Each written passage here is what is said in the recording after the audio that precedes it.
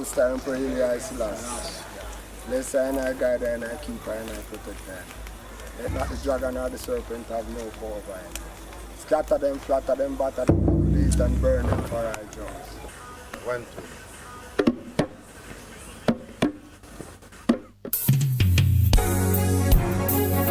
For children in the army, no. For children, wake up and stop walking your sleep. Lift your heads up, it's no time to take defeat. If we're not gonna know the bed, we shall slowly push it over. Only the will, let it be done. We shall slowly push it over. Where is the love they sing about so much?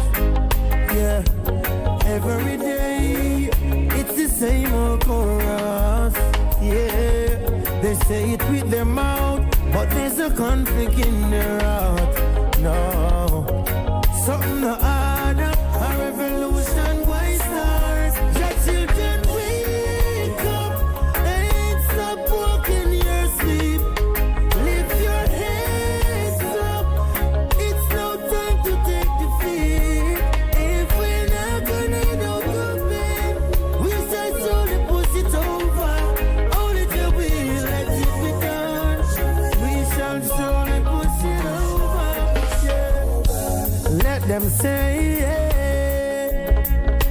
say what they wanna say. Did they hear the people cry? Or feel the pain we bear? You betrayed us and you say that you care. You won't convince us with your lies. So please go the other way. Wake up and stop walking your sleep. Lift your heads up. It's no time to take defeat. If we're not gonna know the bed, we shall slowly push it over. Only the will, let it be done. We shall slowly push it over. Yeah. Them no fascinate way. Them can't vaccinate way. We got the right to choose our own destiny. Yeah.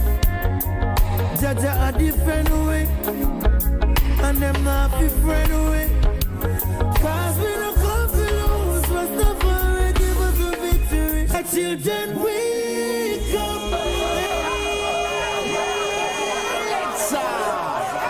Come again.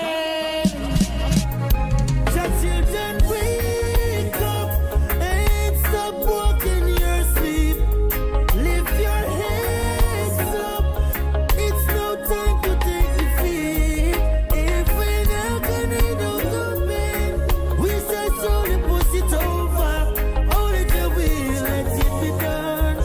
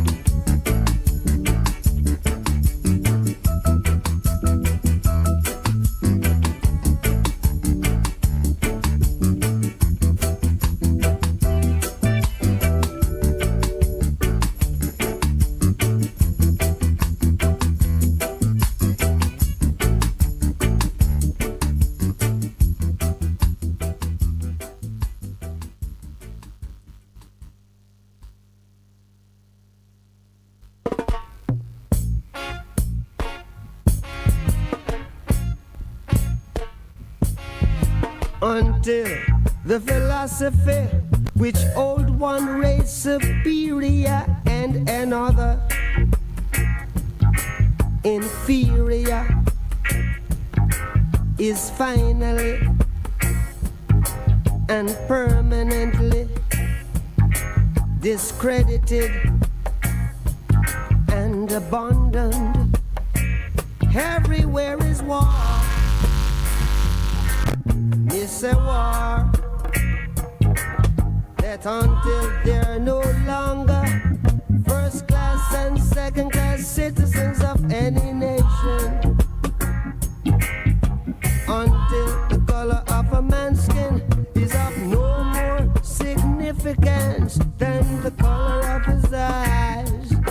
Miss a war that until the basic human rights are equally guaranteed to all without regard to race. It is a war that until that day, the dream of lasting peace, world citizenship, rule of international morality will remaining but a fleeting illusion to be pursued but never attained. Now everywhere is war, war, and until the ignoble and unhappy regime that hold our brothers in Angola, in Mozambique, South Africa, subhuman bondage have been toppled, totally destroyed. Well, everywhere is war. Me say war. War in the east, war in the west, war up north, war down south, war, war, rumors of a war.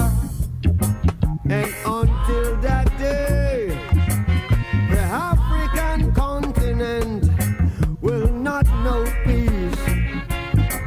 We Africans will fight, we find it necessary, and we know we shall win, as we are confident in the victory of good over evil. Good over evil, yeah. Good over evil.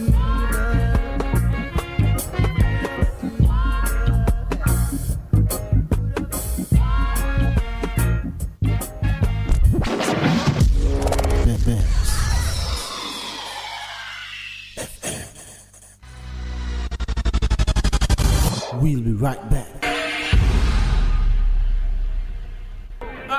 Half a tree, one and drive, half a tree. Bossy, how you do I take taxi star? Jano, I want to tell you, say, at 2 months now, my transmission mash up, you know, and I check everybody and can't hear nothing positive. Yeah, hear me? You waste all that time I shop around and never call the experts. Winters Auto have them. Them have over 35 years of experience and them diagnose the problem and get back your transmission brand new. For them service excellent and efficient. Trust me, man. You hear me? Call them at 929-7040 or go to them at 106 Maxfield Avenue, Kingston 13 and talk directly to the boss. Just tell them I'm me, send you. Wow, you big star. Yeah, man, respect my boss. I try and call you, know, cause trust me. Waiters Auto Spares and Repairs, good afternoon. Ah, what a relief. Jamaica, We're going up and not under. No more slaves any longer. We were once weak, but now we are stronger, stronger, stronger. Join me, Darren Chosen Smith, Mondays to Thursdays from 10 a.m. to 2 p.m. Inside Lifted, right here on Bess100 FM, 100.1 to 100.9 FM. Tune in and be informed with the latest in our news scoop and the latest in technology at brunch time. Take brunch, then be motivated from brokenness to victory by the testimony of a victory story. Entertainment inside the gifted spot will keep you intrigued non-stop. Find out who is the next Bess on the rise. Stay tuned for the surprise. Your weekdays will never be the same again. Mondays to Thursdays from 10 a.m. to 2 p.m. on Bess100 FM, 100.1 to 100.9 FM with yours truly, Darren Chosen Smith. Tune in and be spiritually lifted right here on Bess100 FM, giving you the better vibes.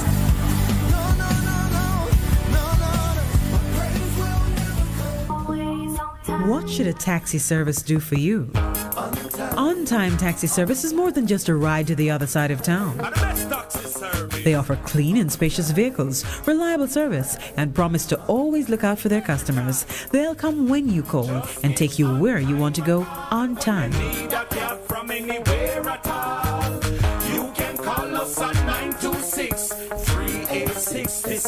We are something special on the road.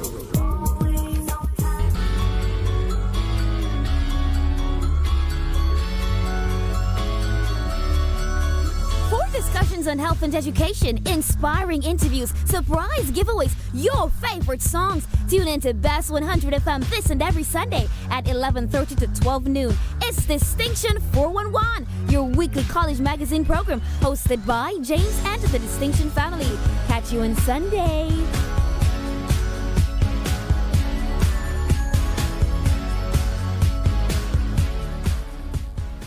Beneficiaries. The PATH payment cycle begins on February 20, 2023. Post offices and payment agencies will deliver payments based on last names up to March 7, 2023. Check the weekend star to find out when and where you should collect. If you miss your date, you must collect between March 8 and March 10, 2023. For more information, call PATH at 876-922-8007 or visit the ministry's website page at www.mlss.gov.jm. A message from the Ministry of Labor and Social Security. Bess100 FM is the authentic voice of Jamaica, promoting your prosperity with better vibes and better music. Let us promote your goods and services for you. Advertise with us. For more information, call our office at 876-276-8935. That's 276-8935. Vejan Printers for all your printing needs. We specialize in calendars, flyers, brochures, and more. Call us today at 968-7506. That's 968-7506. Or visit us at 4 East Bloomsbury Road, off Hagley Park Road. Vejan Printers, your best choice in printing.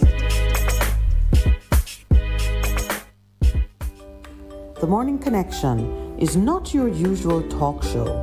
We aim to stimulate discussion and chart new paths to self-empowerment. So please join us, Minett and Percy, on The Morning Connection, Mondays to Thursdays, 6 a.m. to 10 a.m. on Bess100 FM. It's good, it's better, but nothing beats. Good morning to The Morning Connection. This is your host, Percival Palmer, with my guest for this week, Michael Aiken. Good morning to Jamaica. Good morning. Morning indeed. Morning, Jamaica. Yes, morning that you're alive and well. It has been a very interesting week as we have looked at different issues. And on Thursday, we're not at the Ligani Club and we're missing JD's Pub this morning, but we are in the studio, which means that today you'll be able to call in terms of voicing your concerns, your issue, as we are the station that is the voice for the voiceless in our society. So good morning to you. Good morning to those who are on the road. Good morning to those who are in the taxi heading to work. Those who are on their way to work in their own personal transportation. Good morning to those who are joining us online overseas in the diaspora. Good morning to you, and we welcome you, as we've said, to the Morning Connection. You know, Mike, we've had some very interesting comments this week as we've looked at one, the postponement of the local government election, and that has generated a lot of interest and discussion in the society. We've also looked at the continuing saga with the SSL, and we've looked at what has happened in terms of the Integrity Commission. And what has happened, it was this time last week when we were on the Ligani Club, we were discussing the report that was released in Parliament, which indicated that our Prime Minister, because our head of state is the Governor General, our Prime Minister had been referred the Director of Prosecution at the Integrity Commission for what you'd call conflict of interest. And I remember Minett, good morning to you where you are. I know you're enjoying yourself. To yourself and your beloved husband, Lowell, the producer, good morning to you. Come back quick, soon, in terms of what's happening. But Mike, one of the fascinating things, and I begin with this simple scripture that comes out of John 8:32. It says, and you will know the truth, and the truth will set you free. One of the things that concerns me, and one of the things that we continue to do on this program in the mornings, is to examine the issues that are within the issues, as you'd call it. You know, there's so much information that is out there about every issue, and we saw even with the Prime Minister and what was tabled in Parliament by the Integrity Commission, there was so much commentary, and it is something that hit the international press. Yes. And that generated a lot of comment. We saw former Prime Minister Golden come out and made a statement. We saw Jamaica Chamber of Commerce. We saw the private sector organization. We saw advocates speaking about it. We've spoken about it. And to my own mind, what really is the truth of the situation? Did the Director of Investigation do a proper investigation? It seems that way in terms of the issues that he brought to light, and he can only investigate. Yeah. And then because he can only investigate, then he referred his findings accordingly. That's how the Integrity Commission is. And I want to bring up that act for us. That while you look for that, I've got a quick question to you and to anybody listening. Has there been any previous situation where that commission has been suspected of impropriety? Their integrity has been questioned in a way. No. Greg Christie, as far as I know in the time I've been here so far, seems to be a man without guile. That's the way he has been. Forthright. Yes. He calls them as he sees it. So why at this point? Yes. Is that being questioned? What, has he somehow changed course all of a sudden? I don't think so. I think, because I remember, Mike, because you know that the Morning Connection, we actually, as a grouping, had asked listeners to tell us in terms of this corruption, how we can fix it, and to make up our presentation to the Integrity Commission. Now remember, We thought we would have been there early, but there are two persons, two other teams. First, it was the Integrity Commission. Greg Christian, all of his team members were there making the presentation. And what was in question was this gag clause. Previous to that, the chairman, retired Supreme Court Judge Panton, had said that the way it works is that you have to table in Parliament so that it goes to Parliament, and then out of it being tabled to Parliament, whatever issue had, whatever report, then you could public comment on it. And in his defense, you can't comment before it's tabled. Right. Yeah. So that's what they did. Right. And he said, according to section, what's that? We having a call? Somebody calling us? Yeah, what's happening? That's what he did. And the PSOJ, the JCC, Bruce Golden, the Advocates Network, and I found what the Advocates Network said was something that you said previously when I called you, which is the fact that the Director of Prosecution within the Integrity Commissioner says we can't proceed further because of there's not sufficient evidence to do it. That's not exoneration. That's not exoneration. And when you say not exoneration, what do you mean by it? The fact that there were issues there? Yes, there are still issues there. There are still issues there that needs to be looked at. All right, let me put it this way. Okay, there are some matters, I think, that regardless of whether or not you're public sector, private sector, civil society, church, no matter who you are, radio, broadcast, journalist, there are some issues because of their national importance, and particularly because they are tied to our prosperity as individuals and a nation, that once those issues come up, we should really become passionately concerned about them, regardless of what side of the fence we're on, so to speak. We really shouldn't be on any fences, because it's one nation under God, and we all should be putting Jamaica first. We know that. And I expect that if there's an issue that if we don't nip this in the bud or deal with it, if we don't begin to look at it closely, it is going to sink us.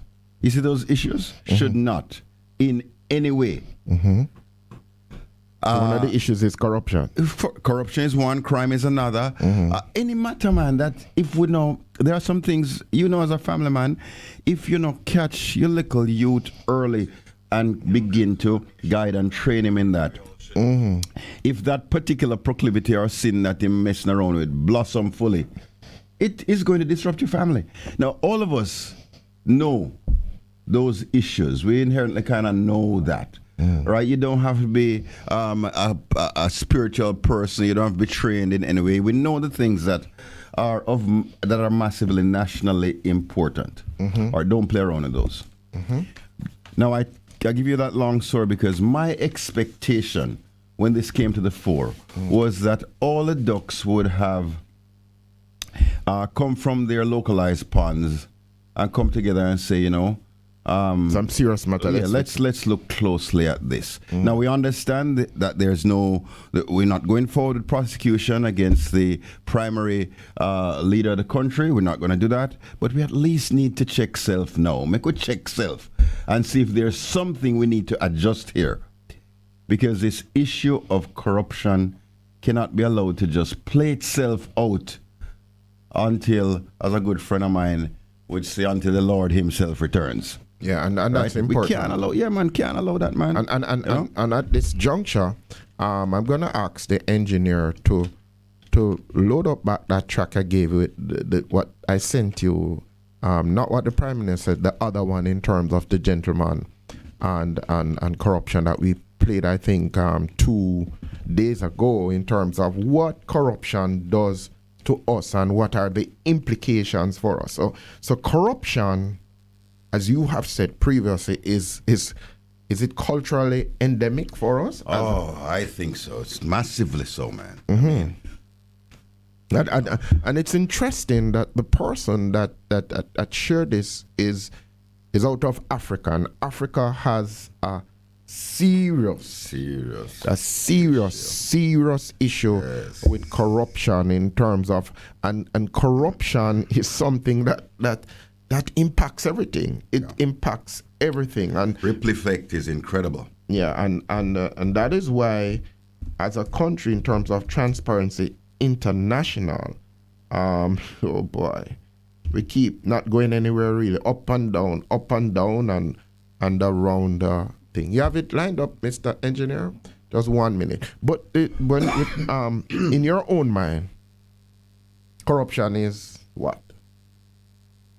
Well, I tend to shy away from just the general definition of corruption, which is a little bit narrow in terms of money. Yes. Yes. Okay. And here is what a general definition of corruption is: dishonest or fraudulent conduct by those in power, typically involving bribery and the improper use of allocated funds. As I said to you, it's beyond that. Yeah, it's beyond that, because one of the callers keeps referring to this blind culture that we have, and if everybody want to get a blind and don't want to follow the proper channels, that in itself is corruption. So, listeners, listen to this morning. This is out of Africa, and this is. I was wondering if it was a pastor. I don't think it was a pastor. It's just somebody. It wasn't a pastor talking about. Listen, callers. Yeah. What is the difference between the ordinary thief and a political thief? Number one, the ordinary thief steals your money, your bag, your watch, and your jewelry, isn't it? But the political thief steals your future, your career, your education, your health, and your business. Number two, the hilarious part is that the ordinary thief will choose whom to rob. But you are the one who choose the political thief to rob you. Because we choose them. We vote them. We blindly say we are not blind. Who is deceiving who? The ridiculous part of the whole issue is that we will fight to defend and protect our belongings from the ordinary thief. Is it not? But we fight each other to defend and protect the political thief. Is that not what we do? Thugs will be fighting themselves to protect those that are stealing our career, stealing our joy, stealing our health, stealing our success. What a shame. What a travesty. It calls for us to think and think deep. Wow.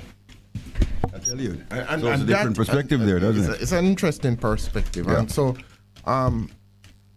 a lot of callers, I can't forget a caller who says, all of us as Jamaicans have been involved in corruption at some point in time. And even admitted and say, what happened?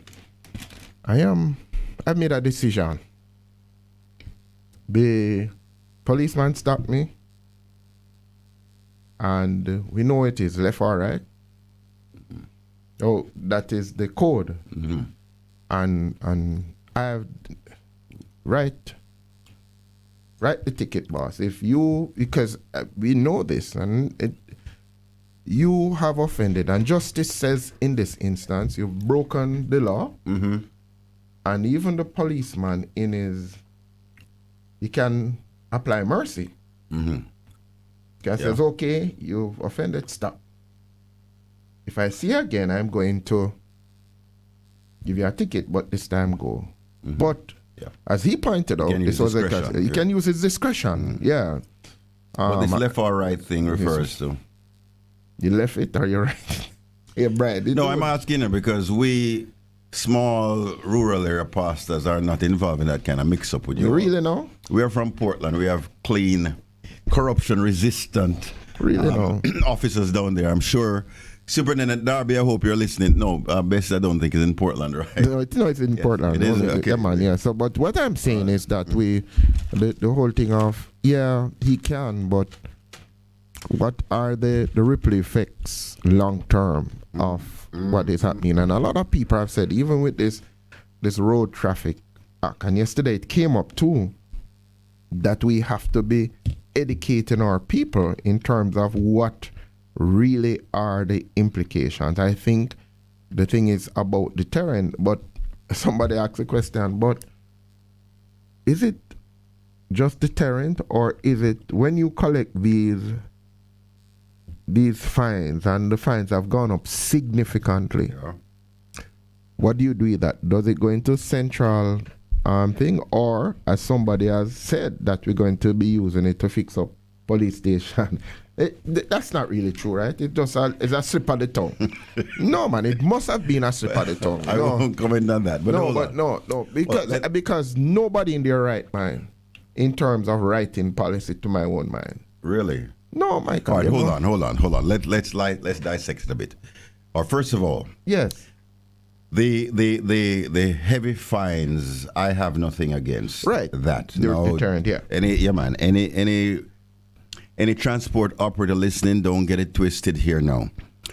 You have to. When you have punishment, it has got to be heavy enough to dissuade me and you from doing it. Right. So I can understand the deterrent. I understand the heavy fines, and them could have double and triple them as far as I'm concerned. Yeah, man, it should be enough to make Percy and Michael go, we are not going to break the law. Break the law here. We're not going to drive I think that we see those of us who drive on the road, you see 2 lanes of traffic, then you see 3 lanes of traffic, then you see 4 lanes of traffic.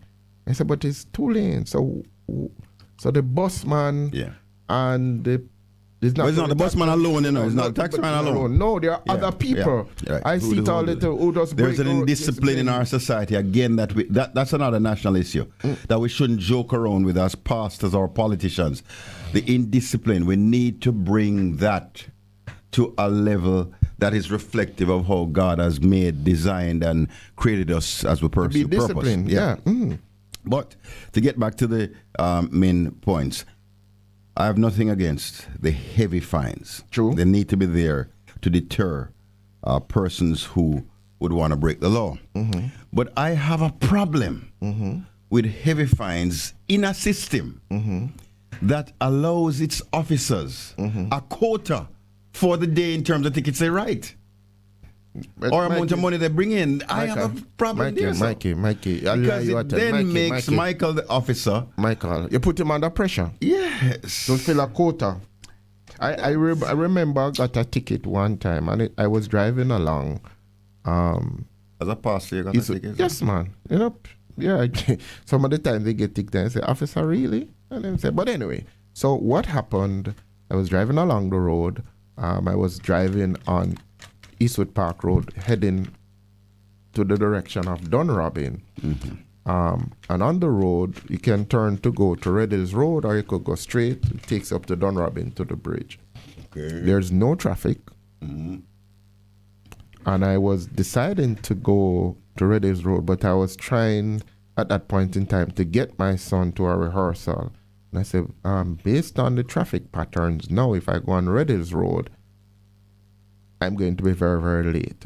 Okay. I look, there is no traffic. The road is clear. And I was indicated that I was going to go on Red Hills Road.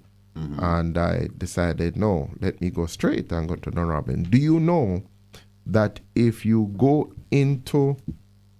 drive along the road and the white line is unbroken, if you cross over it, you can get a ticket for that, even though there's no traffic, because the unbroken white line means that once you have positioned yourself, you have to continue going. So if in that instance I decided to, don't see any traffic, there's no traffic to my right or left side, but I was already positioned to go, and I reached up to where the line became unbroken. I turned and shifted into the lane. A policeman there, he stopped me and said, sir, the bike, I have to give you a ticket for that. I said, but there's no traffic coming. I looked, I would not have caused an accident or anything. Ticket. I says, okay, sir.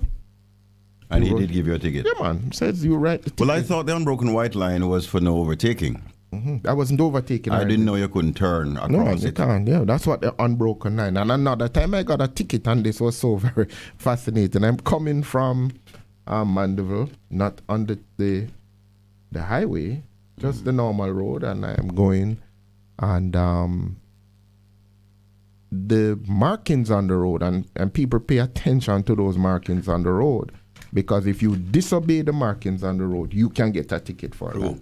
But the truth is, the markings on the road, you couldn't see. You can't see it at all. I know when you see those white lines. That says you can't turn. Yeah, the red book tells you that you should obey. No, not cross those. You know, they have parallel lines running in a particular. Yes, right. You can't. So that's the indication. Structure is there. So he says, the policeman stopped and says, "Sir, you are in the lane to turn left to go into Maypen." I said, "Sir, but there's no traffic." And I don't even see the line. He said, "No, because you were in the lane, you have to turn left and go." Because I had come across, because heading to Kingston. Got a ticket. So, and then some of the times, you don't even see the markings on the road surface. Well, you know, that brings up another issue that some transport operators have been heralding.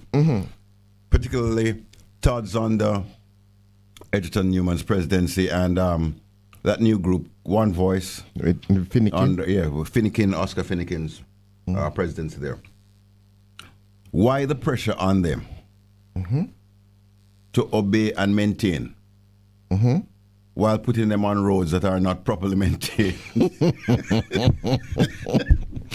It begs the question, you know, and it is about governance, it's about justice. It is a governance about justice, because even on the stretch that they recently renovated from Manor Park down to Halfway Tree, if you can find a significant amount of bus stops on the road. No, man, there's none. Because I was in that meeting with the minister. I couldn't. Now, and here's this, Pastor Percy. Forgive me for putting it this way. All right. I do understand the system we inherited from the British. Yes. That system was designed to serve the crown and make us servants of the crown, regardless of our condition. The system was again. The system has been designed. That's part of our original design to serve the crown. Yeah, man. Yeah, and it's still in place. That's why we need to. So we get. But I'm saying I have no problems with it, because it came from a group of people who were oppressing us. They believed, in fact, that they were given the divine right from God to step on us. All right. So they design a system that fit their evil philosophy. Okay. Now, along the way, we gained our independence from them, and we have taken over the system. We are now self-governing. So why we not? And you tell me in 6 years we can't find one bright or dunce man to come help change the system? Okay. We have to continue it to oppress each other? So seriously? So that we can't find one Christian, one sinner, one Rasta, one baldhead who has his eyes opened enough. And I don't want to say it too loudly, but I did have high expectations of a certain leader who was born after 1962.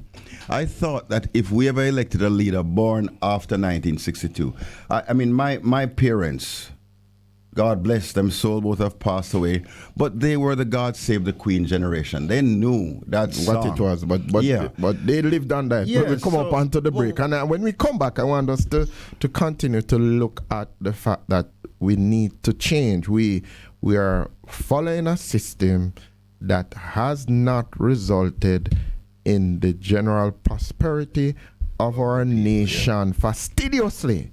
And keep saying, even in terms of the arguments, in terms of constitutional reform, we can change a constitution without going the route that it has gone. But we have too much KCs and former QCs who make, anyway, leave it alone. It's our 7 o'clock break.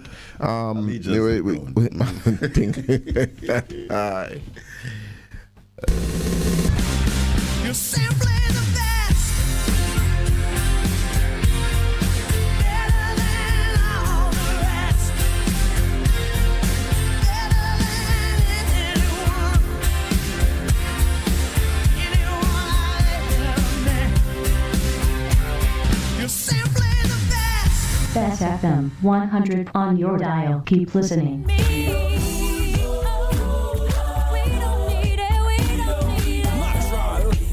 The Jamaica Anti-Doping Commission, in association with the Jamaica Information Service, now presents Jadco and You.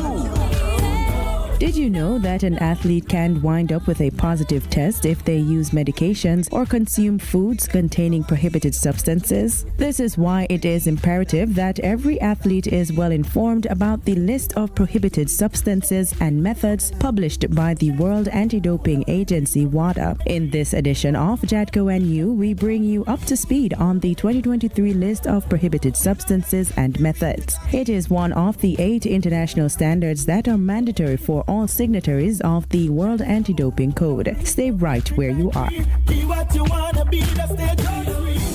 The prohibited list is updated annually following an extensive consultation process facilitated by WADA. The 2023 prohibited list remains in effect from January 1 until December 31. Along with the 2023 list of prohibited substances and methods, WADA also published the 2023 Summary of Major Modifications and Explanatory Notes and the 2023 Monitoring Program, which includes substances that are not on the list but that WADA wishes to monitor to detect potential patterns of misuse in sport. WADA is encouraging all athletes and stakeholders to familiarize themselves with the summary of major modifications to avoid inadvertent use of substances and methods that are prohibited in sport for 2023. You can get more information on this by accessing the WADA website at wada-ama.org. Although the prohibited list comes into effect on January 1 of each year, a substance or method may be added to the list at any time. So athletes and support personnel, make sure you keep abreast of the updates. So you may be wondering how a substance or method makes it onto the prohibited list. Well, the prohibited list may include any substance or method that 1. Has the potential to enhance or enhances sports performance, 2. Represents an actual or potential health risk to the athlete, or 3. Violates the spirit of sport.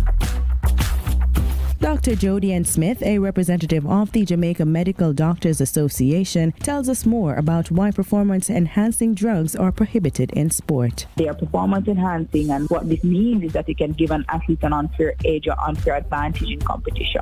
Dr. Smith also outlines the 3 major categories of the prohibited list. The first is substances prohibited at all times. So these substances are taboo whether in or out of competition. The second category would be substances that are prohibited in competition, and so once you're out of competition you can use these substances, but if it is that you're in your competition phase you cannot be using these substances. And the last category are substances prohibited for a particular sport. Athletes can also test positive from taking supplements which are contaminated with prohibited substances. It is important to note that supplements may also be mislabeled. Neither the Jamaica Anti-Doping Commission nor WADA support the use of supplements. Athletes should speak with their doctors or nutritionists about alternatives. So a supplement is any substance that's taken as an adjunct to the regular diet. The reason why JADC does not advise the use of supplements is that the manufacturers of supplements are not properly regulated, and this means that the supplements can be intentionally or unintentionally contaminated with banned substances. If an athlete has to take a banned substance for a legitimate medical condition, they are encouraged to apply for a therapeutic use exemption, TUE. The athlete must provide medical evidence of the condition before the TUE application can be processed. Please note that failure to comply with the prohibited list can result in an anti-doping rule violation. The strict liability principle states that athletes are responsible for any prohibited substance found in their sample, whether they intentionally or unintentionally used that substance. When an athlete tests positive, the sanction can range anywhere from a reprimand to a lifetime ban. Therefore, athletes are advised to be vigilant in monitoring the substances they ingest. The 2023 list of prohibited substances and methods can be accessed on the WADA website at wada-ama.org. To learn more about the fight against doping in sport, contact JADCO at 876-929-3500 or visit our office at Ballata Multiplex, 1 Ballata Avenue, Kingston 10. You may also visit our website jadco.gov.jm. Feel free to check out the Commission's Facebook, Instagram, Twitter pages and subscribe to our YouTube channel. This has been JADCO and you. Until next time, remember, you don't need dope to cope. A production of the Jamaica Information Service, the voice of Jamaica.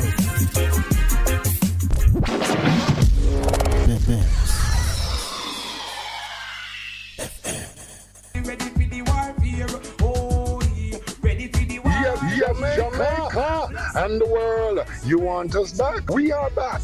The Breakthrough Deliverance Ministry, led by me, the Prophet Mark Stewart, right here on Bess100 FM. This and every Thursday night from 9 p.m. to 12 midnight. Yes, it's War Room Thursday. Come on out and join us, each and every one, on Bess100 FM, 100.1, 3, 5, 7, and 9. Come on out. Join me, the Prophet, Reverend Mark Stewart, and of course, the boss shot, Apostle Marshall. Come for your healing, breakthrough, deliverance, the prayer, the miracle, the word, the testimony, and so much more. Yes, my friends, Bess100 FM, War Room Thursday, 9 p.m. to 12 midnight. Join us. We are going to lick it till it busts. Ready for the warfare. Ready for the warfare. Half a tree, one and drive, half a tree. Bossy, how you do I take taxi star? Jano, I want to tell you, say, 2 months now, my transmission mash up, and I check everybody and can't hear nothing positive. Yeah, hear me? Yeah, waste all that time I shop around and never call the experts. Winters Auto have them. Them have over 35 years of experience and them diagnose the problem and get back your transmission brand new. For them service excellent and efficient. Trust me, man. Yeah, hear me? Call them at 929-7040 or go to them at 106 Maxfield Avenue, Kingston 13 and talk directly to the boss. Just tell them I'm me, send you. Wow, you big star. Yeah, man, respect my boss. Yeah, try and call, cause trust me. Waiters Auto Spares and Repairs, good afternoon. What a relief. What should a taxi service do for you? On-Time Taxi Service is more than just a ride to the other side of town.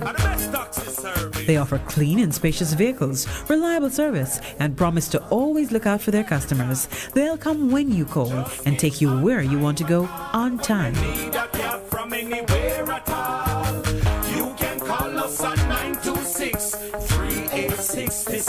We are something special on the road. Half a tree. One already, 200. Ready, mama. Ready. Is this the confusion you feel when trying to work your way through medical systems in Jamaica? Try a dose of Ask Dr. Mary every Thursday at 5 to 6 p.m. Let Dr. Mary help you understand your medical problems and bring you to a calmer place.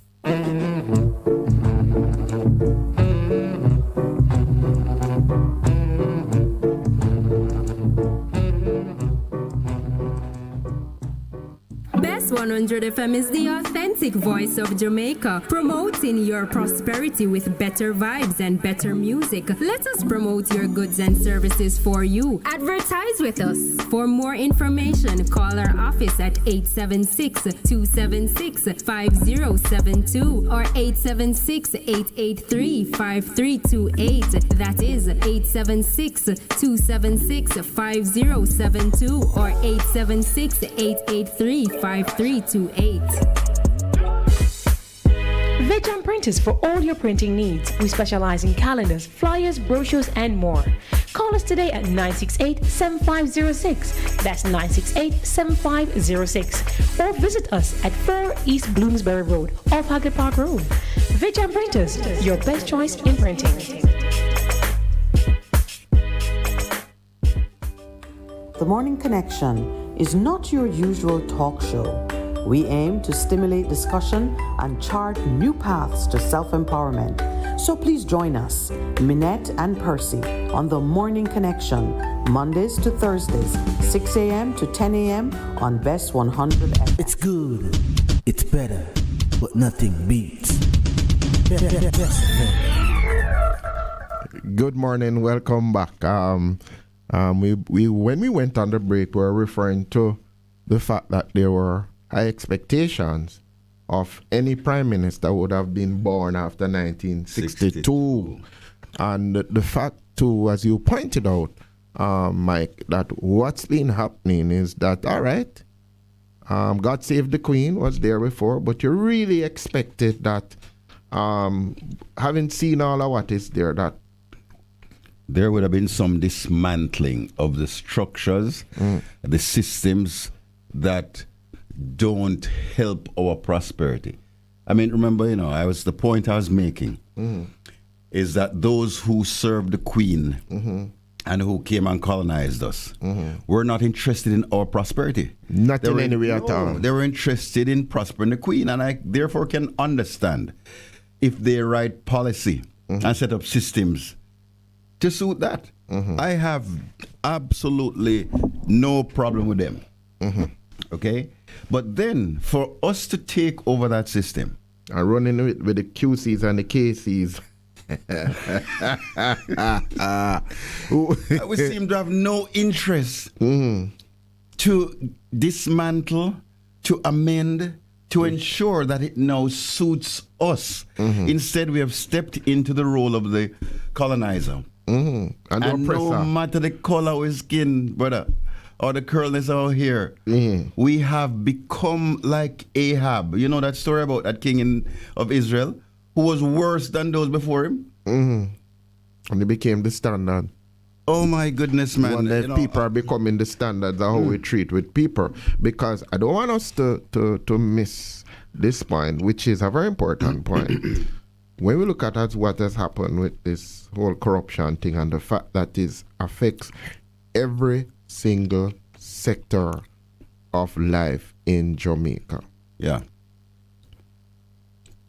We have to deal with it, and we have to deal with it from the top of the stream. Somebody says you can do change at the bottom, but if the top of the stream still dirty. Yeah, and let us not miss a point that we are making here is that, okay, Integrity Commission, which was set up, it started with Michael Mann incident, and they have continued to change, and now they have amalgamated Contractor General with Integrity Commission.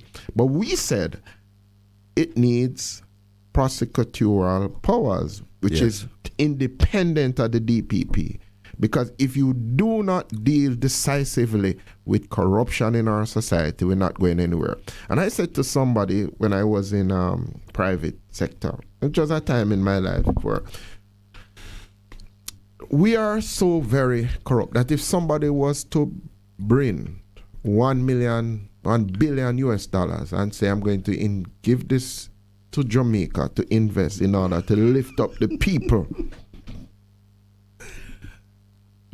to move the people towards prosperity, to do things like with agricultural security, food security, industries in terms of investment in education, investment that are needed across the board. Not even 10 years, you couldn't record what happened to it. You could not see the real effect in terms of the impact on that, on our country. Because everybody would be reaching into the pot to say, this is mine. And this is something, whether we like it or not, those of us who go travel overseas or interact with people who want to invest in Jamaica. I remember a caller called one time and said to us that there was somebody, a Jamaican, who wanted to invest in the BPO sector. Now listen to this. And we have certain rates. And this guy was saying to them when they were sitting at the table negotiating, this is the Jamaican technocrats or whoever was represented talking to. And they say, I'm willing to pay $10 US to the person. No, man, that's too much money. That's too much money for the people them. Give them $5 or $6. That's a Jamaican. Yeah, man. Yeah. You know, it's something wrong with our psyche, my brother. No, man. Yeah, man. Something is drastic. No, what? And the man was willing to pay, sir. Yeah, he was willing to pay. Yes, him say, I come here instead of going to other places that are seeking to bring investors. And this was a call that came. Somebody was calling, I mean, no, him, him not taking tails out of school. It's significant. It's very, very significant. So we have to fix it. And we're now in February, and the Integrity Commission cannot, due to, I'm suggesting, inconsistency in terms of the Prime Minister report, can't gazette it. The leader opposition has done his thing. Gazette it, put in the paper, everybody can see. Well, I have a question for you. You have any idea how we rate right now on the 69. I just checked it, 69. Okay. Integrity, the corruption index, 2022. Before we were 70. And if you watch... So the lower down the scale is the worse our corruption is, right? Yeah. That's how I go? Yeah, man. And by the way, you're aware that Transparency International, which is the mother agency for the corruption index, that index does not capture private sector corruption. You know that, right? So the girl who just walked out with 35 million gone to Canada, the SSL thing, the Sagicor and NCB stuff is not captured in that. So imagine if they captured private sector corruption in that index. Where would we rank? Oh, God of grace. Father help anyway, we are dead with laughing, but it's a serious thing. But you mentioned something a minute ago and you don't understand. You and I would say 99% of our listeners don't have a clue of what? Of the truth you just spoke about. Which is what? You said that if somebody came with $1 billion, it would reach nowhere because it would reach nowhere. Well, let me tell you something. What's the name of your investigator journalist friend there who? Zara Burton. Yes. She can take up this one, right? Which one of them? But this is something I discovered when I had the privilege. Let me speak carefully here now, because I don't want to get you in trouble. Just talk generally. I've received 3 death threats in my time since I returned to Jamaica. Let me be careful here now. Okay. But a scenario like that which you just spoke of hypothetically actually happened in Jamaica. At a particular time in Jamaica's development, there was a president of a rather well-known and prosperous country who determined that a banana republic like Jamaica would prosper if it got a massive cash inflow that could be passed on to the people to stimulate them toward prosperity. In other words, he was not looking at the general aid agencies through which these European and American and Canadian agencies run their money. He decided simply to give the cash allotment to the country's leadership and allow that to disseminate to people. They worked it out at $10,000 per person at the time on the census list, per adult on the census list. That amount of money was handed to the country's leader when he visited the leader. Yes. I can tell no. Call anybody in the party, not even them get. No, Jesus. So what happened? Well, the jury's out on that one as to what happened. Big wigs that I knew at the time, because when I got the information, because of course of where I was studying at the time, and I don't know if you know, when I graduated, I had the option to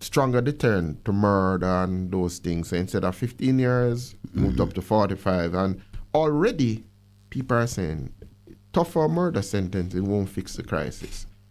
And I agree with them. No, I agree with them. I believe in deterrent, but deterrent must be in a context. Yeah.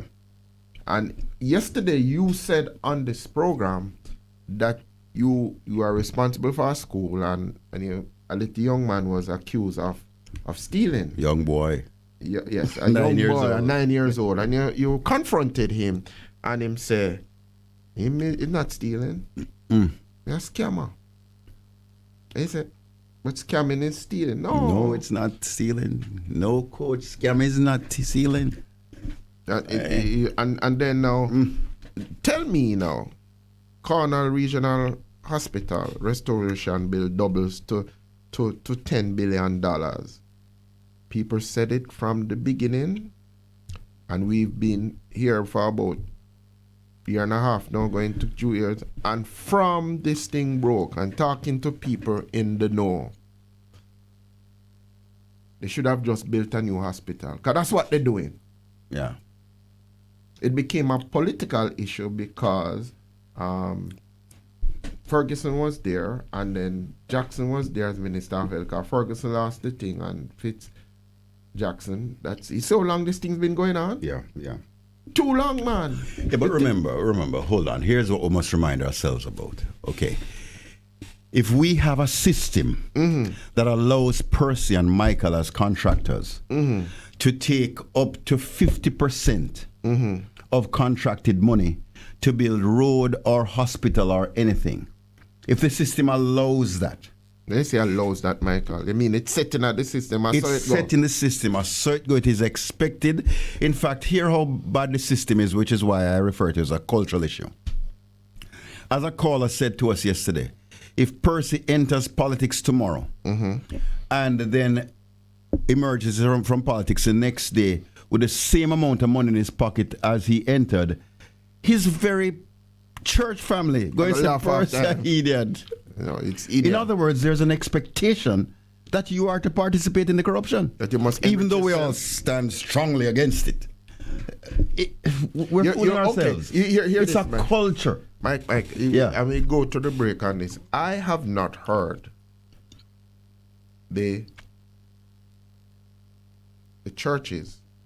No, come stop. No. We have a right now. No.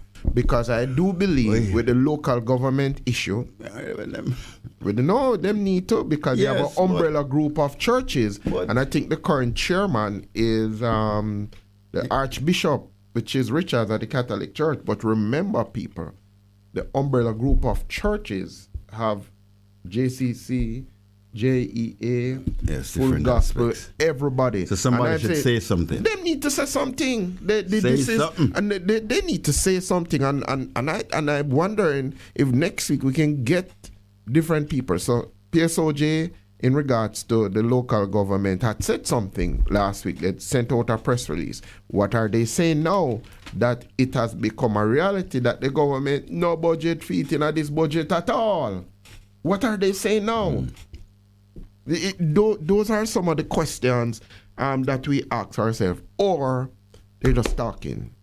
Because $10 billion, and I remember, Guy had raised questions, and now we're hearing, we have got to the entire hospital, we have to rebuild it. $5 billion is not a lot he added. That's a permanent secretary. Yeah. Glib, is it out for money? That's the problem. That's another problem there. But remember, we began by saying, the point I was making is that there are going to be cost overruns because the system allows theft. No, man. So there must be cost overruns. Any system that will allow 50% removal will have cost overruns. Michael, lie. We come up to the 7:30 break, you must tell lie you're a Christian. Don't tell lie upon the people then. The reality, my brother, of how we govern.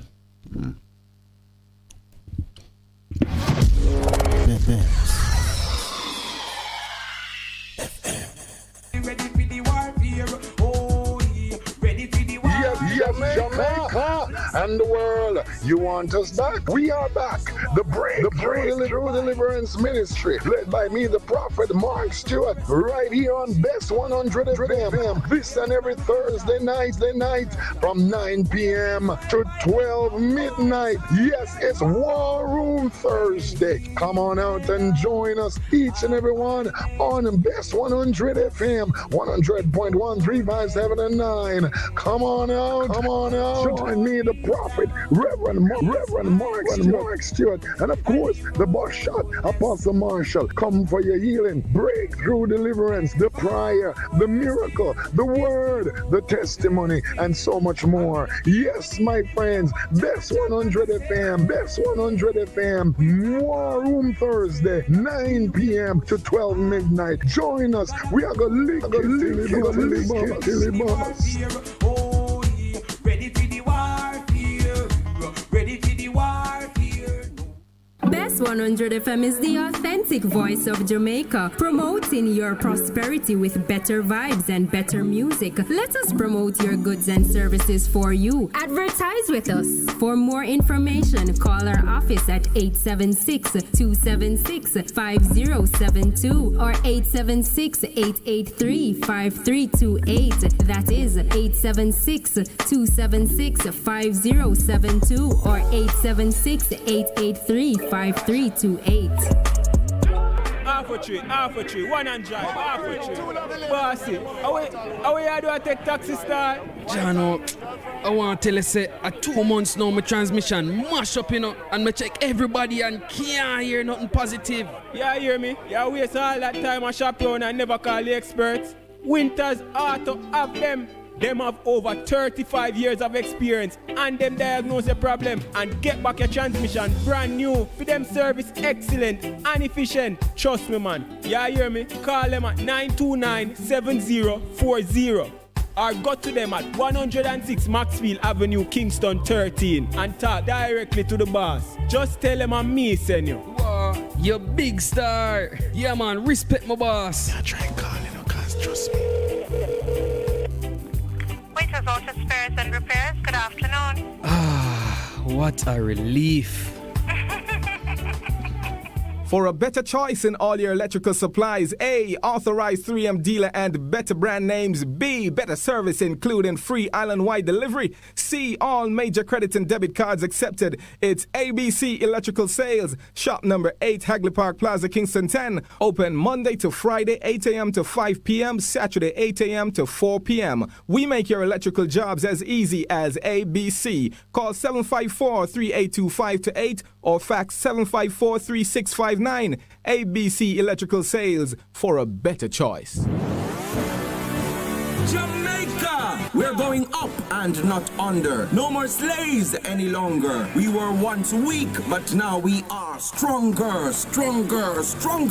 Join me, Darren Chosen Smith, Mondays to Thursdays from 10 a.m. to 2 p.m. Inside Lifted, right here on Bess100 FM, 100.1 to 100.9 FM. Tune in and be informed with the latest in our news scoop and the latest in technology at brunch time. Take brunch, then be motivated from brokenness to victory by the testimony of a victory story. Entertainment inside the gifted spot will keep you intrigued non-stop. Find out who is the next Bess on the rise. Stay tuned for the surprise. Your weekdays will never be the same again. Mondays to Thursdays from 10 a.m. to 2 p.m. on Bess100 FM, 100.1 to 100.9 FM with yours truly, Darren Chosen Smith. Tune in and be spiritually lifted right here on Bess100 FM, giving you the better vibes.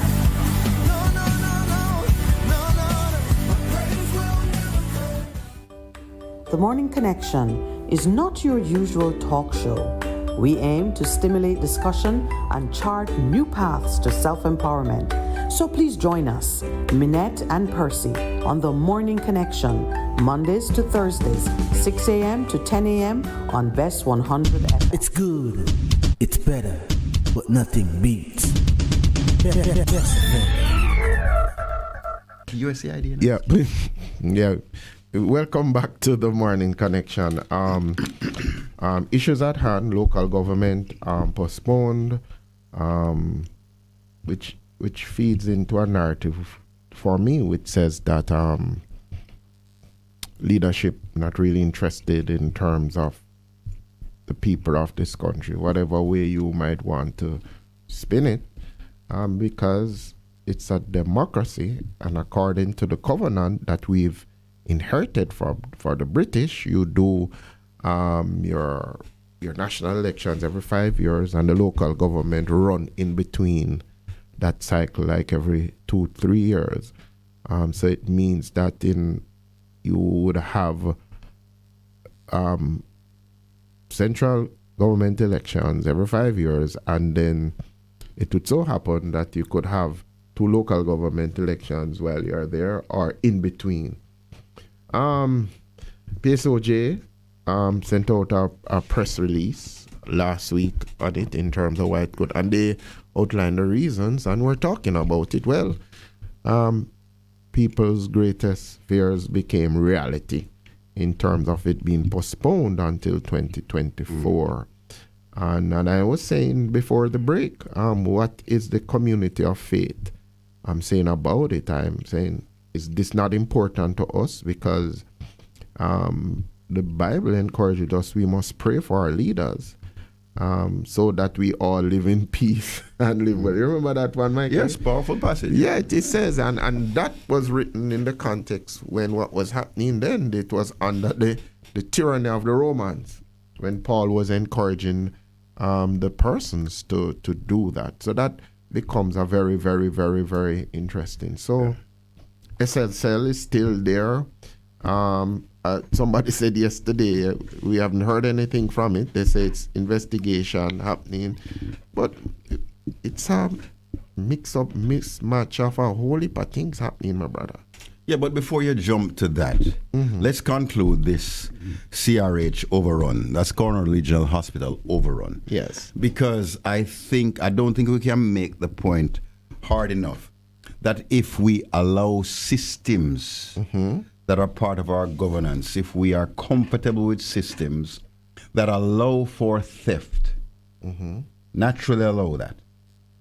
And understand, let's make it clear, we have good people in our... Jamaicans are good people normally, Percy Palmer is a good man. If he becomes a local government councillor tomorrow, or a MP, or if he becomes an agency head, he's a good man. But what we've found is that these good men are being overrun by systems that allow for theft. And all of us know, no matter how strong you are, if you put butter in front of puss mouth, puss will lick. Right? Puss will sit down there not wanting to lick, Now, don't get it twisted again. I'm not trying to excuse sin or excuse bad behavior. I'm just appealing to us to understand the reality, because my experience is this: if I am not in touch with the reality of my life, I can't make the change. I don't know what direction to walk if I'm not in touch with the reality that where I am right now is not where I am supposed to be, but at least I need to know where I am. So no matter who you put in a system like this, whether it's CRH or whether it's local government elections, what you put a good man in a bad system, it will tempt him and corrupt him. He have no moral courage. All right. Now, for us to be surprised that there is this kind of massive cost overrun at CRH is stupid, because we have a system that allows it. Because even without this overrun could, of course, be related to inflation and so on. We know that. Are not budgeting properly, are not looking at the issues. It's good to get, because somebody, I remember there's a new project manager who indicated that, better we just go to the hospital, not try to fix it. And that is what people are saying from the very beginning. If a building is sick and the problem was moles. But Pastor P, pause right there. You're not getting the point. No, I get the point. Even if they had taken that course, yes, there would still be a cost overrun because the system allows theft.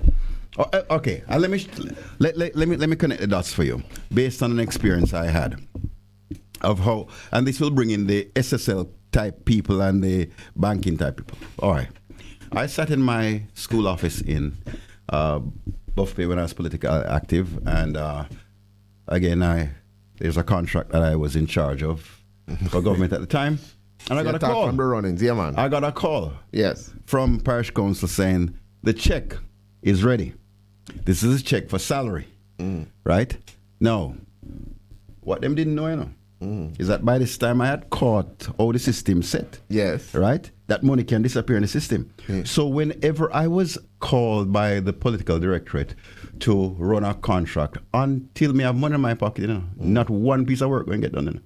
No, man, unless I know I have the money secured from government. Percy not going on the job. Because I know that there have been situations where Percy has been employed and don't get paid. And I was not willing to be a part of that, to disenfranchise Percy like that, because we're talking about rural people. Okay, so I had told the various supervisors not one piece of work must be done until I call you and tell you that you can't go I ahead. have the money. Go ahead. All right. So parish council called me, money ready. Okay? I remember I called up the main guy, said, I'm going to parish council now for the money. All right? So be on standby. Don't start work yet though. All right? Just be on standby.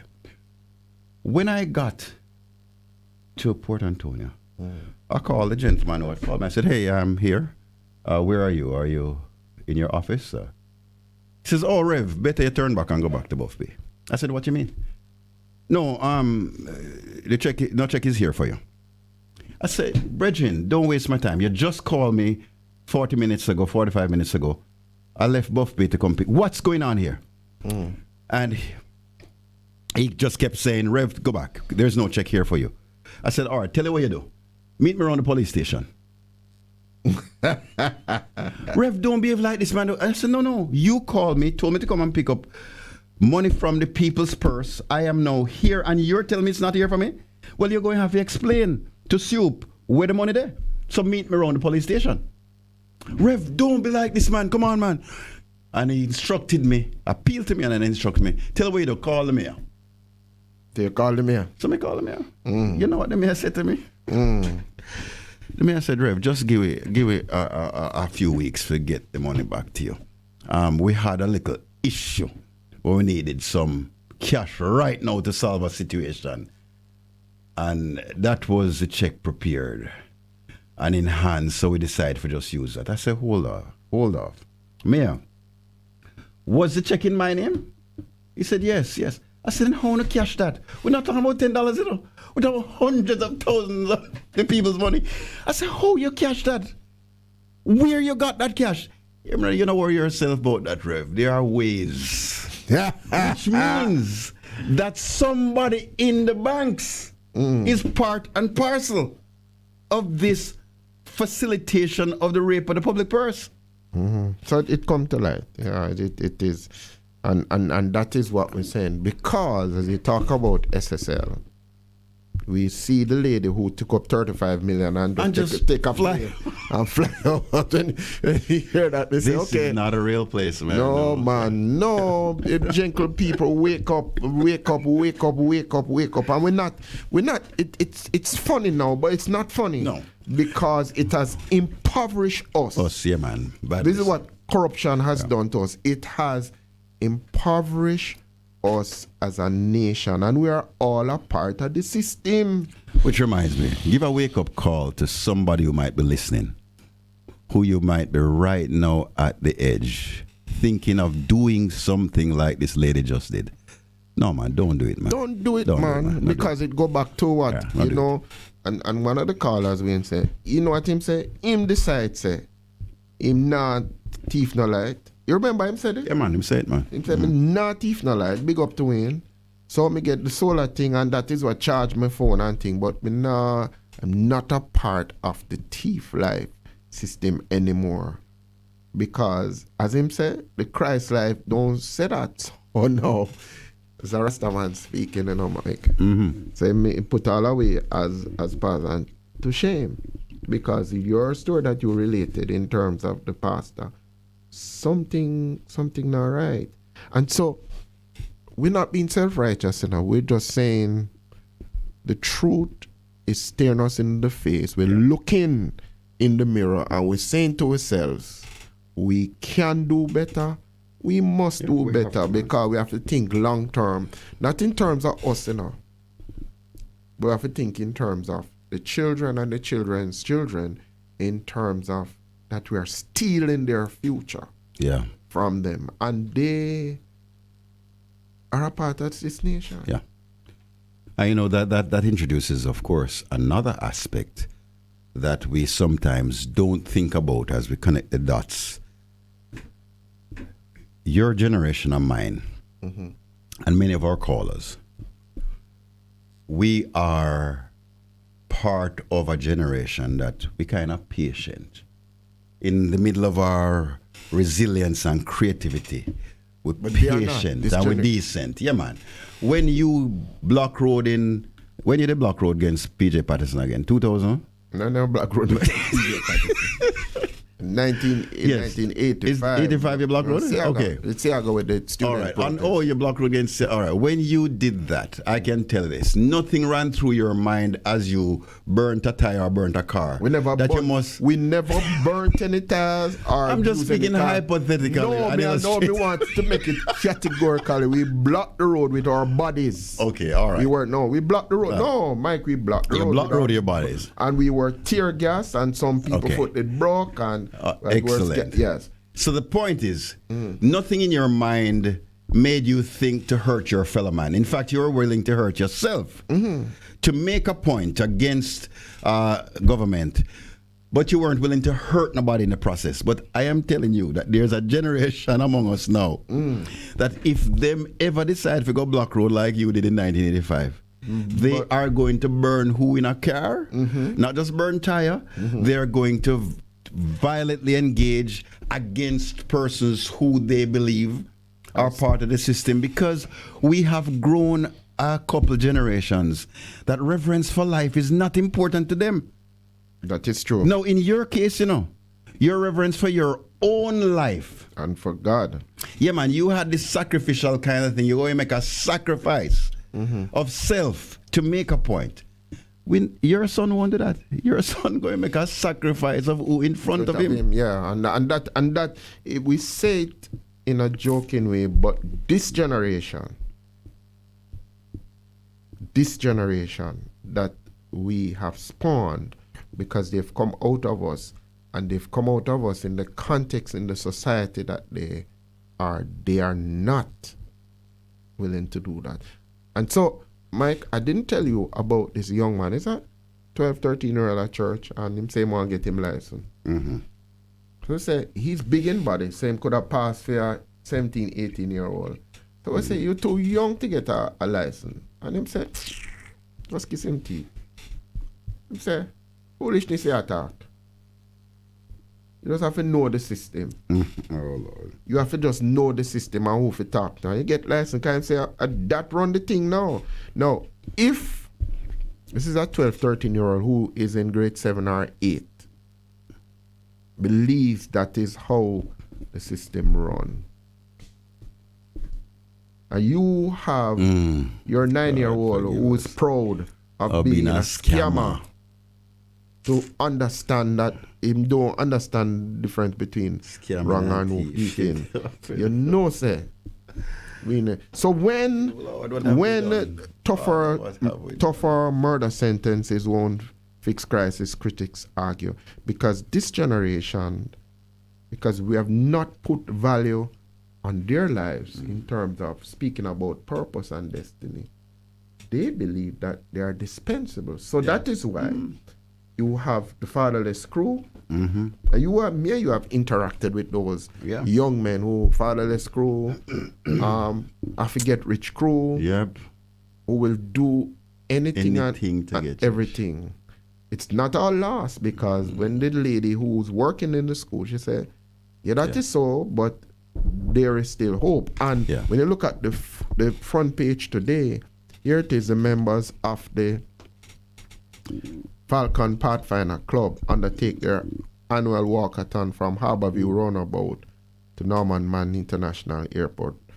It's a Seventh-day Adventist church, Falcon, and these young men. And I want to make a comment on this. I was just going back through when we looked at spelling bee. Do you know of the 14 participants? 10 of them were young men. Yeah, really? They found the parish champions. And so it means then, and it was the boys first, second, third, and a girl came fourth. That's a good sign.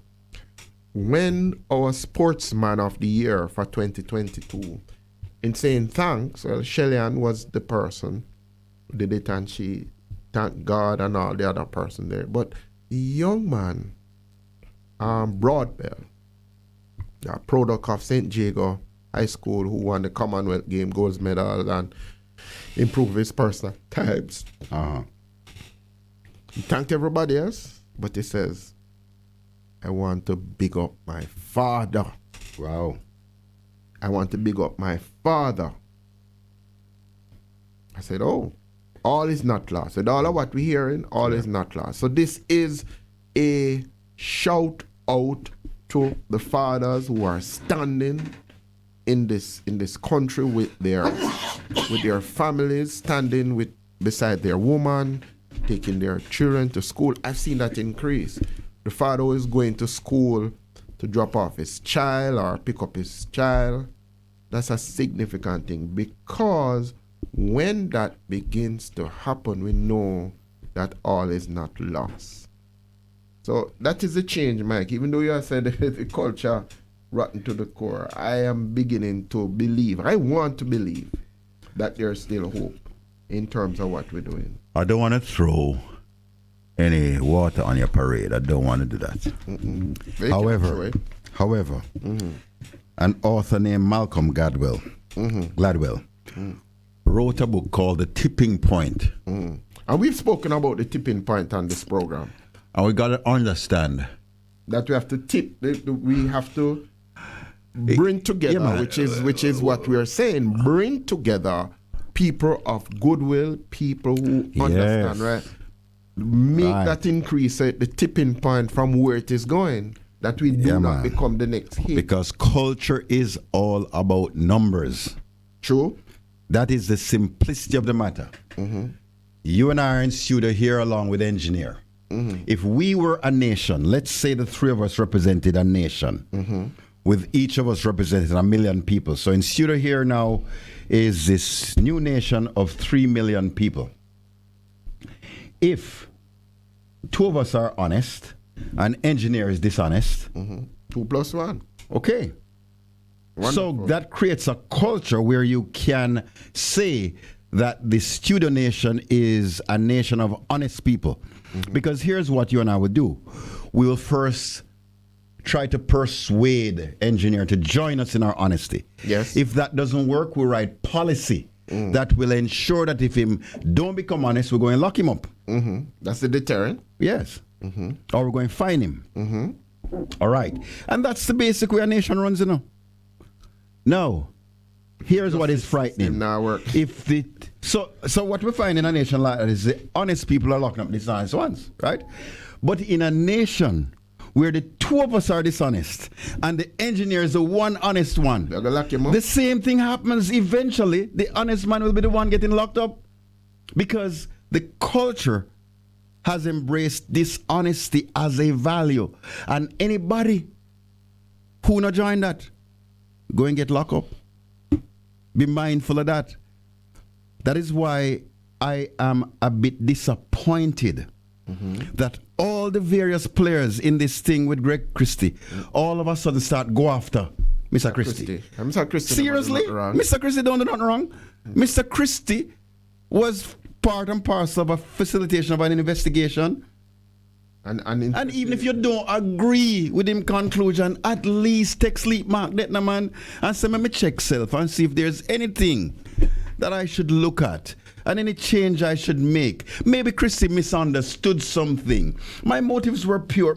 At least let me see that. But don't go after the man who we say is the head of the Integrity Commission. The anti-corruption agency, as we have dubbed it. Then suppose it is really found out that something was corrupt. Then what I'm speaking here is a prophecy that we have begun to see. The locking up of the good people. The attack of the good people in a corrupt culture. It ought to be frightening because that's the same principle I just outlined about culture being an issue of numbers, is who outnumber who. That applies to crime and violence. It applies to parenting. It applies to all aspects of society. We have to be careful how we shape culture or allow culture to develop. Very careful.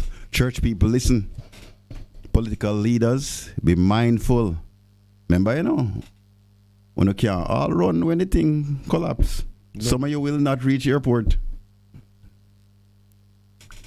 We see it, so we are speaking about it. And that is significant because the countries, you've ever heard this expression, failed state? What's the expression? Failed state. Oh, yes, indeed. A lot of people have posited that Jamaica is, with the things that are happening, we are on the road to becoming a failed... I won't declare it as a failed state as No, we're not. Because I still have faith in my leaders, even those born after 1962. I still have faith. Maybe they'll wake up somewhere. I hope they will awake. Because one of the things that you want in leaders, do you remember this as we come up to the break this morning and we go to what's happening internationally? Everybody is Ukraine, talking about that conflict, Ukraine, Russia. But one of the things that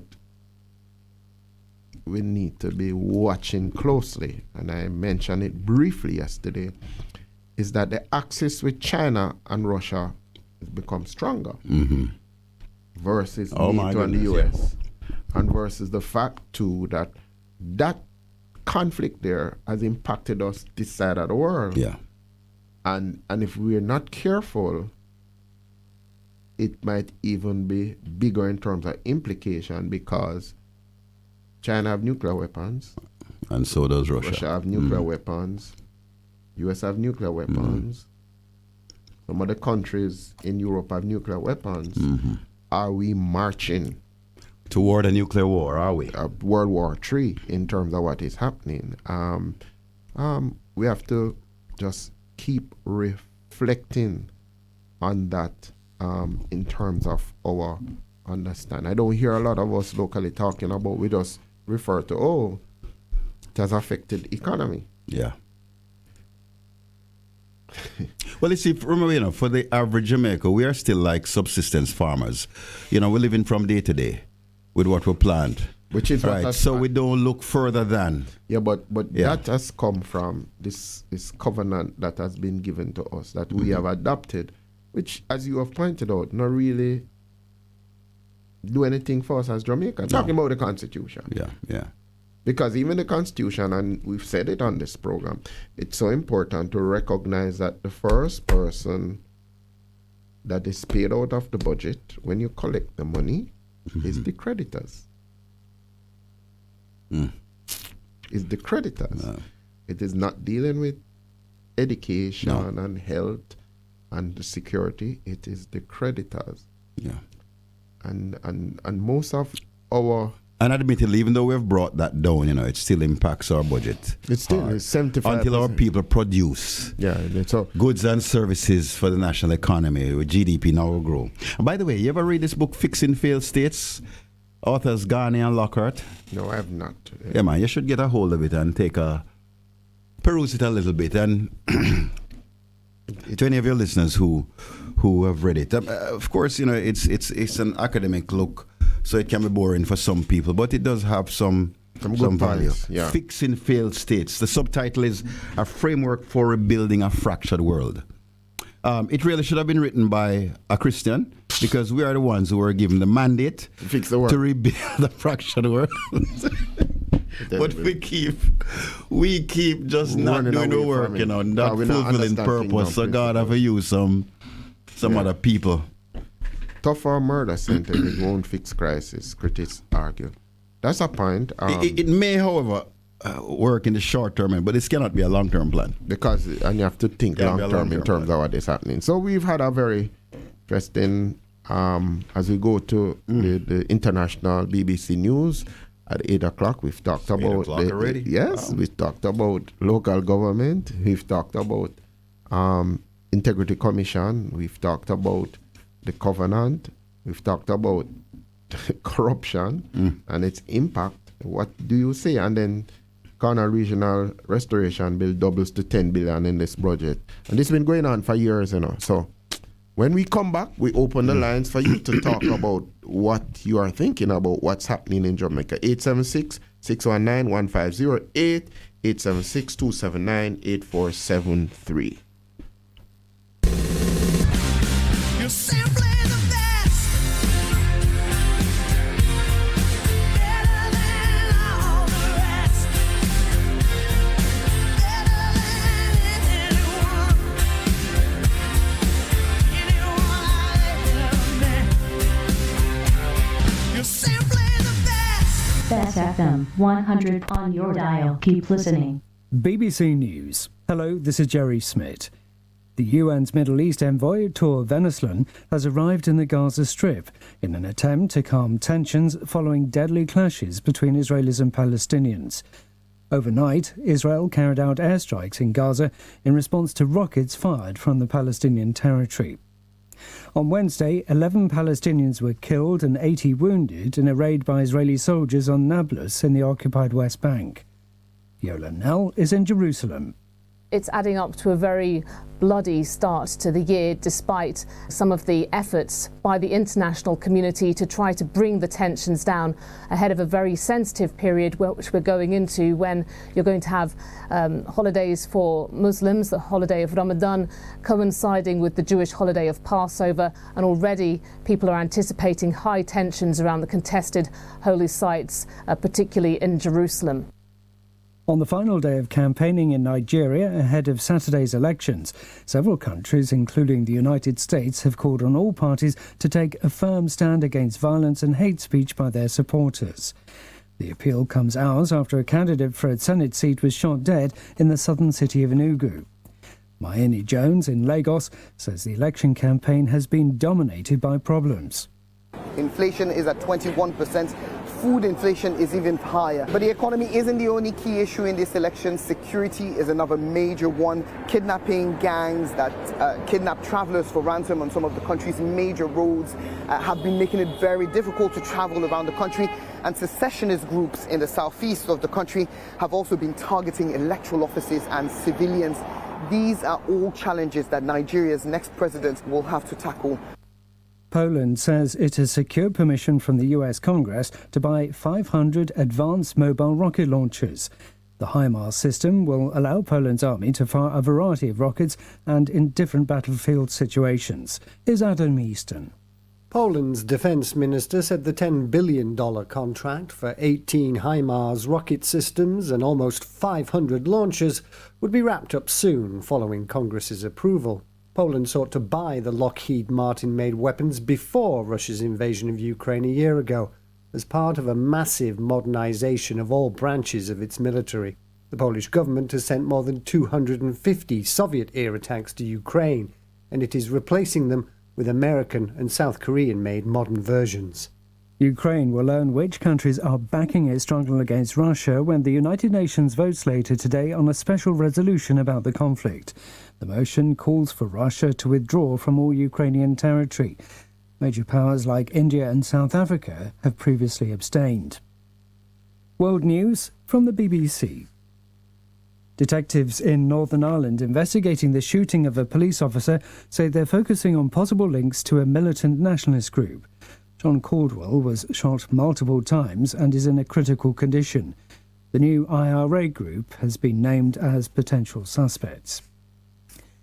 The Australian airline Qantas has announced record profits of nearly $1 billion for the second half of last year, as demand for air travel surges following the pandemic. The company made a loss of more than $300 million for the same period in 2021. The European Commission has banned TikTok on official devices used by staff amid concerns over data protection. The ban also means that EU staff cannot use the Chinese-owned video sharing app on personal devices, including phones, that have official apps installed. More than 80,000 items spanning the career of David Bowie have been bought by the Victoria and Albert Museum in London. The singer's personal archive includes handwritten lyrics for songs such as Heroes, along with instruments, costumes, pictures and more. David Bowie was seen as a visionary musician whose work also embraced theatre, film and fashion. Here's Mark Savage. There's a starman waiting in the sky. From the famous Ziggy Stardust costumes to the stylophone he played on Spaced Oddity, David Bowie's archive takes you on a journey through the creative life of one of rock's biggest innovators. Kate Bailey's a senior curator at the V&A Museum. I found it fascinating, the personal insights, the handwritten lyrics, the notebooks. All of these things are incredibly rich and powerful. The archive will be opened to the public in 2 years' time. Mark Savage reporting. And that's the BBC News.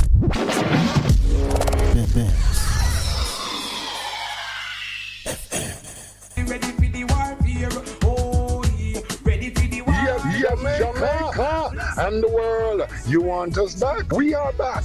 The True Deliverance Ministry, led by me, the prophet Mark Stewart, right here on Bess100 FM. This and every Thursday night from 9 p.m. to 12 midnight. Yes, it's War Room Thursday. Come on out and join us, each and every one, on Bess100 FM, 100.1, 3, 5, 7, and 9. Come on out. Join me, the prophet, Reverend Mark Stewart, and of course, the boss shot, Apostle Marshall. Come for your healing, breakthrough, deliverance, the prayer, the miracle, the word, the testimony, and so much more. Yes, my friends, Bess100 FM, War Room Thursday, 9 p.m. to 12 midnight. Join us. We are going to lick it till it busts.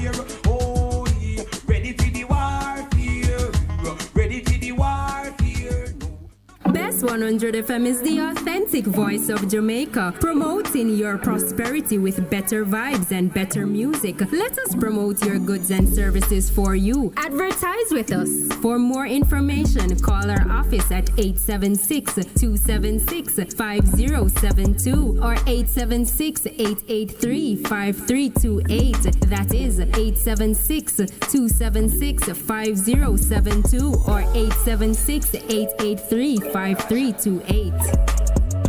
Half a tree, 100, half a tree. Bossy, how you do I take taxi star? Jano, I want to tell you, say, 2 months now, my transmission mash up, and I check everybody and can't hear nothing positive. Yeah, hear me? Yeah, waste all that time I shop around and never call the experts. Winters Auto have them. Them have over 35 years of experience and them diagnose the problem and get back your transmission brand new. For them service excellent and efficient. Trust me, man. Yeah, hear me? Call them at 929-7040 or go to them at 106 Maxfield Avenue, Kingston 13 and talk directly to the boss. Just tell them I'm me, send you. Wow, you big star. Yeah, man, respect my boss. Yeah, try and call cause trust me. Auto Spares and Repairs, good afternoon. What a relief.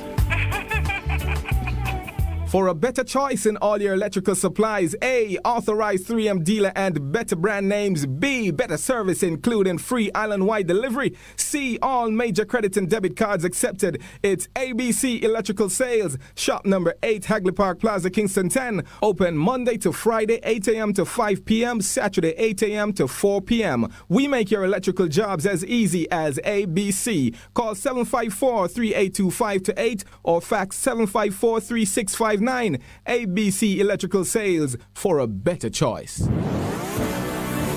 Jamaica, we're going up and not under. No more slaves any longer. We were once weak, but now we are stronger, stronger, stronger. Join me, Darren Chosen Smith, Mondays to Thursdays from 10 a.m. to 2 p.m. Inside Lifted, right here on Bess100 FM, 100.1 to 100.9 FM. Tune in and be informed with the latest in our news scoop and the latest in technology at brunch time. Tech brunch. Then be motivated from brokenness to victory by the testimony of a victory story. Entertainment inside the gifted spot will keep you intrigued non-stop. Find out who is the next Bess on the rise. Stay tuned for the surprise. Your weekdays will never be the same again. Mondays to Thursdays from 10 a.m. to 2 p.m. on Bess100 FM, 100.1 to 100.9 FM with yours truly, Darren Chosen Smith. Tune in and be spiritually lifted right here on Bess100 FM, giving you the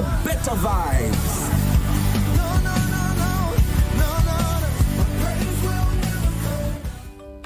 The Morning Connection is not your usual talk show. We aim to stimulate discussion and chart new paths to self-empowerment. So please join us, Minett and Percy, on The Morning Connection, Mondays to Thursdays, 6 a.m. to 10 a.m. on Bess100 FM. It's good, it's better, but nothing beats. Good morning to The Morning Connection. Welcome back as we take your views and your opinions. Hello. Good morning, sir. How are you? Good morning. Good morning, sir. How are you? Fine, thank you. Yes, sir. How can you? What do you have to share this morning? A couple things. One, I just want to spend a few seconds on history back with the thing you mentioned at the campus. Yes. I was there. We use our body to block the road. Block the road in here. Not only the road. With what we did, if you know, well, many people notice the entrance. Yeah, man, we were just crossing the road. All of us crossing. Not there alone, because it was more than one day now.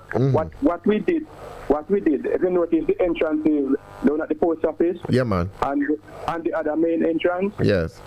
And also at Irving. Not many people notice. There are some metals there across the road. You know what they are for? It was for cattle. The cattle gate, yes. Yes, so that cow and goat and so don't come onto the campus. Right.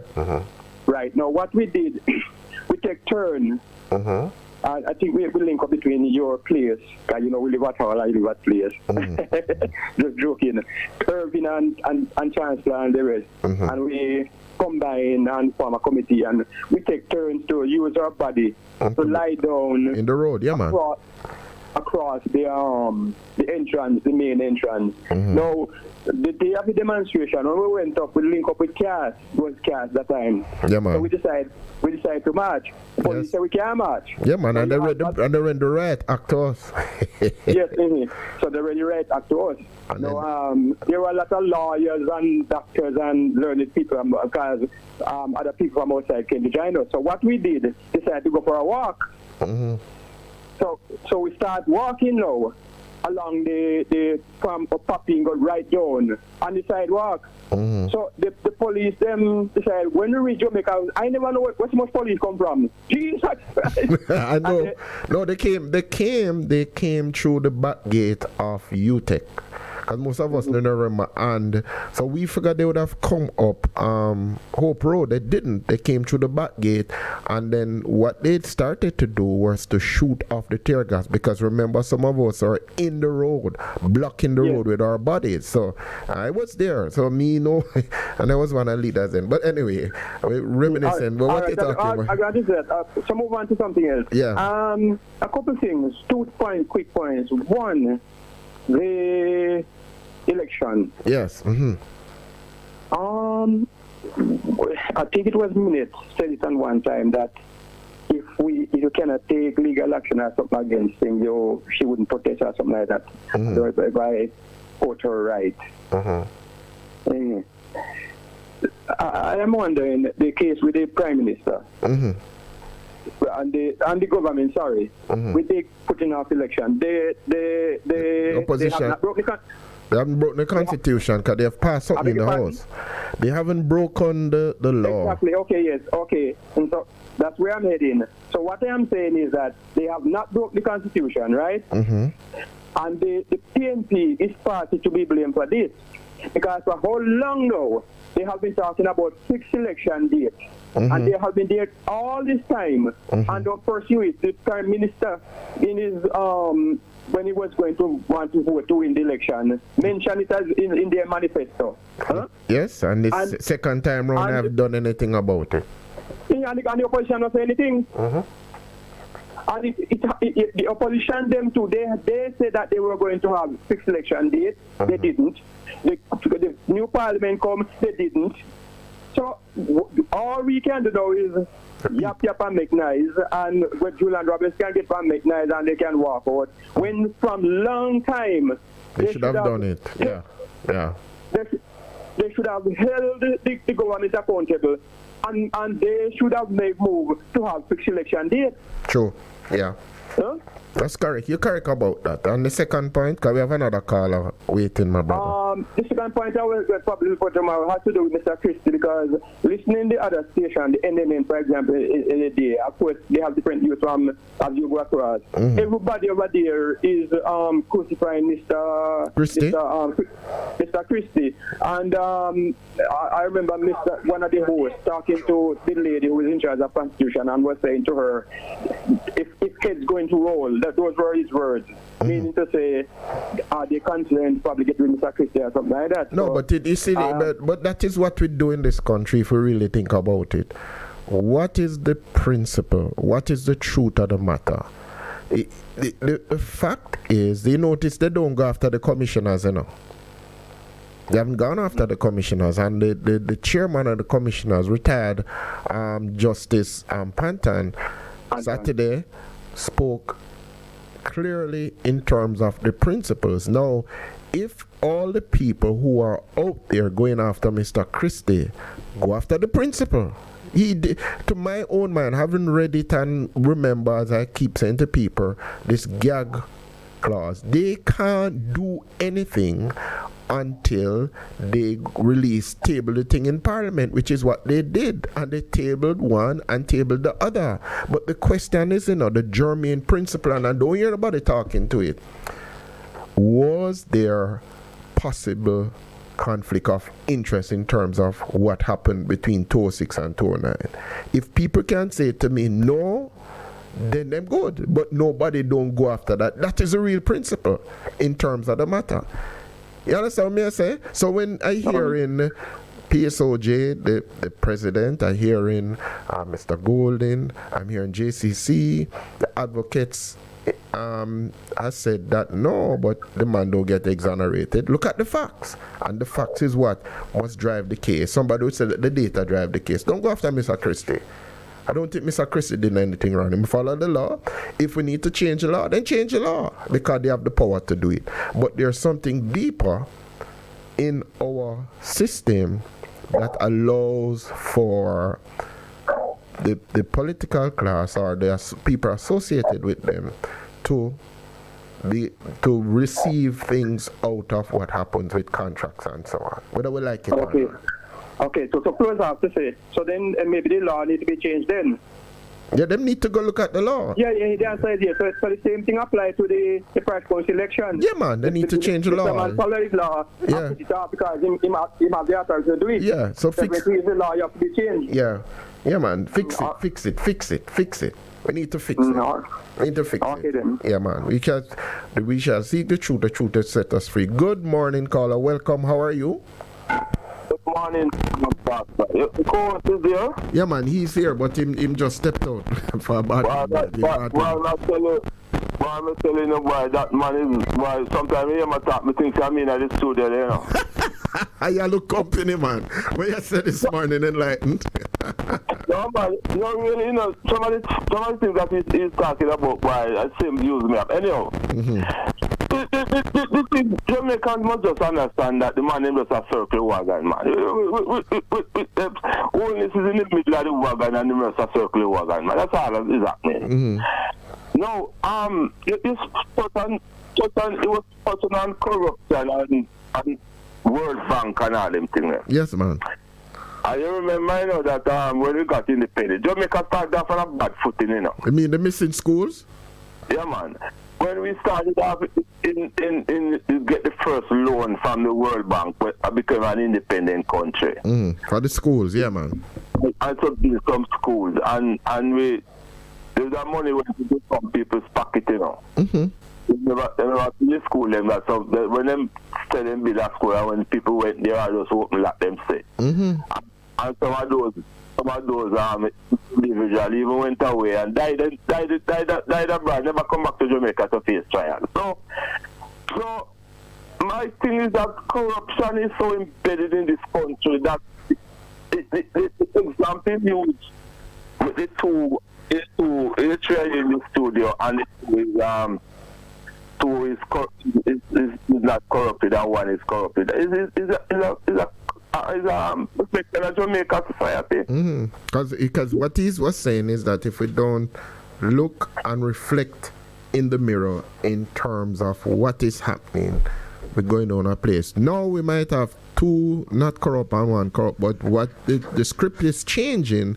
So now people who are doing good going to be locked up. We see it happening in other countries, people who raise questions about what is happening now have been viewed as people spreading misinformation or disinformation. And we can't do that. Yeah, so we are a country of samples, you know, in everything that we do. So we produce one great athlete and the whole Jamaica jump up, say how great we are. No, it's not one. We have had produced many world class. So that's important. So we get either for ourselves every day by telling the world and telling ourselves how great we are. And we're not great enough, in my opinion, you know. I would just say to us, my brother, we need to move from, as you say, samples, because, you know, I share an example. I worked in industry, and we were trying to use more of our local fruits and things in terms of what we manufactured. So we tested it, and it was an excellent product. Talking about ice cream, and we had the sour sop and a whole lot of flavors, Jamaican flavors. And the person gave us samples. So I said, okay, I'm ready now to produce on a large scale. We said, boy, I don't know if me can supply what they need. You could give me the samples. But when we ready to run the bit, we said, no, man, we need this in consistently of the same quality. So we need to shift from a country of samples to let it be widespread, that we can do it every day, day in, day out, and that is the challenge that we are facing. You see, one of the things we need to do, you know, as I said before, I've always said it, look in the mirror and stop telling ourselves how honest we are and how great we are, and admit that the majority of us in this country are not as honest as we thought they should be. Anytime we can do that, we can move forward and do what we're supposed to do. Because look at Carnival Regional, the $10 billion overrun. And yet the minister, if them take a poll now, it comes out as the best performing minister. And that tell us about you, man. Yeah, man. And 2 years ago, Guy pointed out that renovation would cost approximately $12 billion. Right. And them say foolishness here talk, but it is coming to life. And you have some speakers and the media, some of the media them come up and say, well, it's foolish him talking and the man is doing a good job and all that. You know, yesterday I was on the road, you know, and I was walking and I saw within a chain, I saw about 3 dollar coins on the road. Dollar coins. So you pick it up. No, I never pick them up, you know.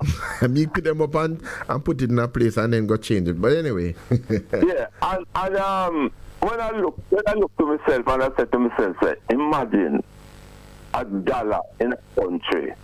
It is thrown on the street and nobody want to pick it up because what? There is nothing, absolutely nothing in this country you can buy for $1. You cannot buy nothing. You remember when you was a young boy, if you see a penny on the road, you know, man, you pick up that, you know. A rich man. Because you can't buy one bullet with penny. Yeah. No, you can't buy nothing with $1. And yet, when we hear some of the spinners them talk about this Minister of Finance, it's the greatest Minister of Finance the country ever had. Greatest Minister since sliced bread. What has this man ever done? What has he has done since he came into power as being the Minister of Finance to increase production? Because I am control this person, you know. I am control the person, you know. You can direct money. You can buy direct money to agriculture, you know. You can direct money to this and direct money to that to get production up, you know.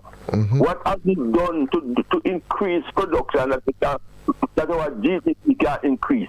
What has he done? And yes, people are saying that when you hear some of the spinners and talk, oh, he's the greatest finance minister.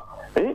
So what the work that Peter Phillips did in the Ministry of Finance to bring Jamaica from the brink of a bankruptcy in 2008 during the Great Recession. Remember the Great Recession, you know? When Jamaica was locked out of the international money, everything. Yeah. Everything. We couldn't get the money at all tomorrow because of what Ardisha and all the money did when they got loans from the IMF and they never take no test and they were locked out of the international capital market. And Peter Phillips and Portia, they have to go big. We know the story. We know the story. Enlightened. Yeah. So yeah, but you see, the caucus in the United States, they have to go big them and go back to the IMF and get some loans and all that. And Obama instructed IMF to talk to Jamaica. Right, and bring back the country now and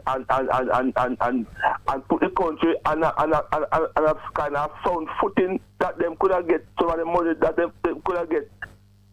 What they could do what they are doing now. Yeah. And them talking about this man is great and that man is great and all the type of thing. I mean, I understand the people in Jamaica. No, but you're correct because interestingly, as you have pointed out, and the truth is, as we keep saying, we have to educate people that we move beyond what I call the 9-day wonder to really examine the issues, you know, and to understand how that affected that. So where we are now is a result of my co-host has been saying to me that the constitution that we have don't really fit our reality in terms of what we need to do to empower us as Jamaicans. The reality is some colonialists who had embraced us. Yeah. So. And sometimes you know, the constitution is one thing, you know, but you need people to right. So you have the constitution first, which is the framework. And then with the framework shift, you have to change your mindset of the people and we can move forward. Right. Yeah. And this gentleman, what's his name? What's his name of this gentleman? Michael? You mean Michael Aiken? The gentleman him right beside me. Well, I hope we can find a way to get up on the program all the while, boy. Me tell you no. Because you see the culture of this country, if we don't get the culture, you know, because Jamaica come like it's a subculture, I can't show Jamaica now, you know. Okay. Yeah. If we don't fix the culture of the people, yes, we're not going away at all, brother. Yeah. I tell you the truth. We have a subculture, and this subculture is what is dominant. It's becoming dominant culture in this country. Wow. Yeah. Man, we've been consistent with that, Enlightened, but good point. So, and then SSL is not going away, you know. No, it's not going away. To go away. We must not going away, and Michael was referring to the fact that this lady just get up and take a plane with 26 million. It's not Jamaican dollars she walk out. Let's say she walk out of the bank with 26 million. Yeah, but it's 26 million US or Jamaican. get to understand, I do some news. She migrate to Canada, one of the places there. Oh, wow. So but didn't Jamaican money not make no sense? She must have changed it somewhere into US dollars. Yeah, man, but she changed it, man. She never just do a walk out and go with that. She changed up that before. Because remember, she may have somebody in a high places like her in the bank who can facilitate that to change up them money than all. Oh, Lord. Well, he talk about his experience. He might have experience. It's not good at all. It's not a good reflection on us as a people. No, and as we say, man, the quicker we realize that too much of us in this country, finger fearing as we call it, too much of us. And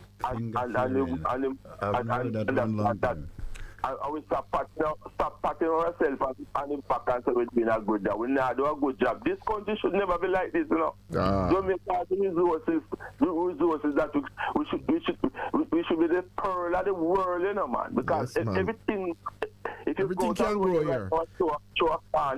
Everything can grow here. Enlighten. Yeah, enlighten me up on the 8:30 break. Thank you. All right. All right, man. Good. Yes, yeah, man. Caller.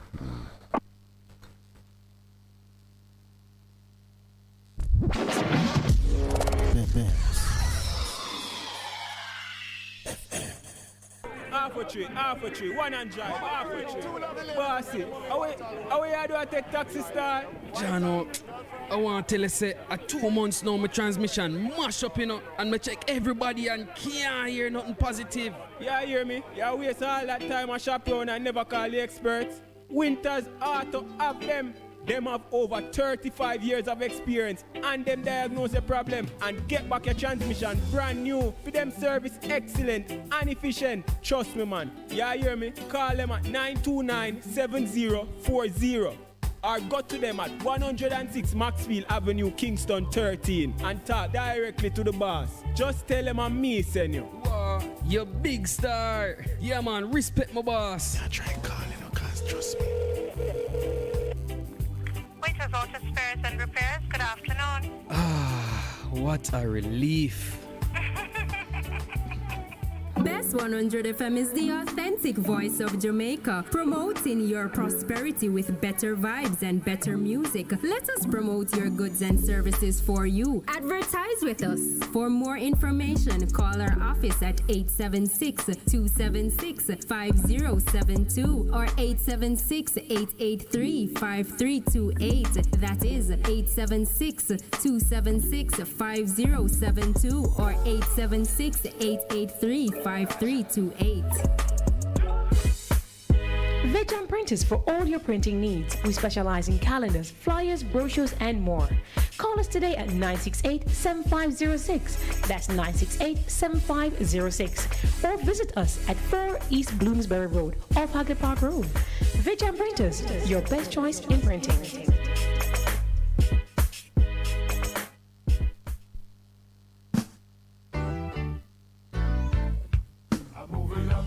Bess100 FM presents the Mature and Moving Up Show with Lascelles Butch Chen on Thursdays from 6 to 9 p.m.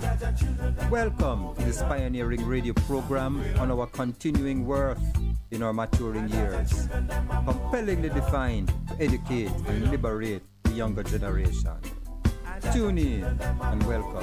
For a better choice in all your electrical supplies, A, authorized 3M dealer and better brand names. B, better service including free island-wide delivery. C, all major credit and debit cards accepted. It's ABC Electrical Sales. Shop number 8, Hagley Park Plaza, Kingston 10. Open Monday to Friday, 8 a.m. to 5 p.m. Saturday, 8 a.m. to 4 p.m. We make your electrical jobs as easy as ABC. Call 754-3825-8 or fax 754-3659. ABC Electrical Sales, for a better choice. The Morning Connection is not your usual talk show. We aim to stimulate discussion and chart new paths to self-empowerment. So please join us, Minett and Percy, on The Morning Connection, Mondays to Thursdays, 6 a.m. to 10 a.m. on Bess100 FM. It's good, it's better, but nothing beats. Good morning, welcome caller. Go ahead, please. Morning, talk loud us. Yes. Good morning, both of you. Good morning, Cruz. How are you? You run and lick and run yesterday. Go ahead. I always have to do that, man, because I can fight the next day. Yes, right philosophy. Maybe that lady, maybe that lady that took the money from the bank at lunchtime. Yes. She have somebody that is sick too. Oh, jeez, man. But Cruz, come better this morning, man. That excuses her corruption. That excuses it in your mind, sir.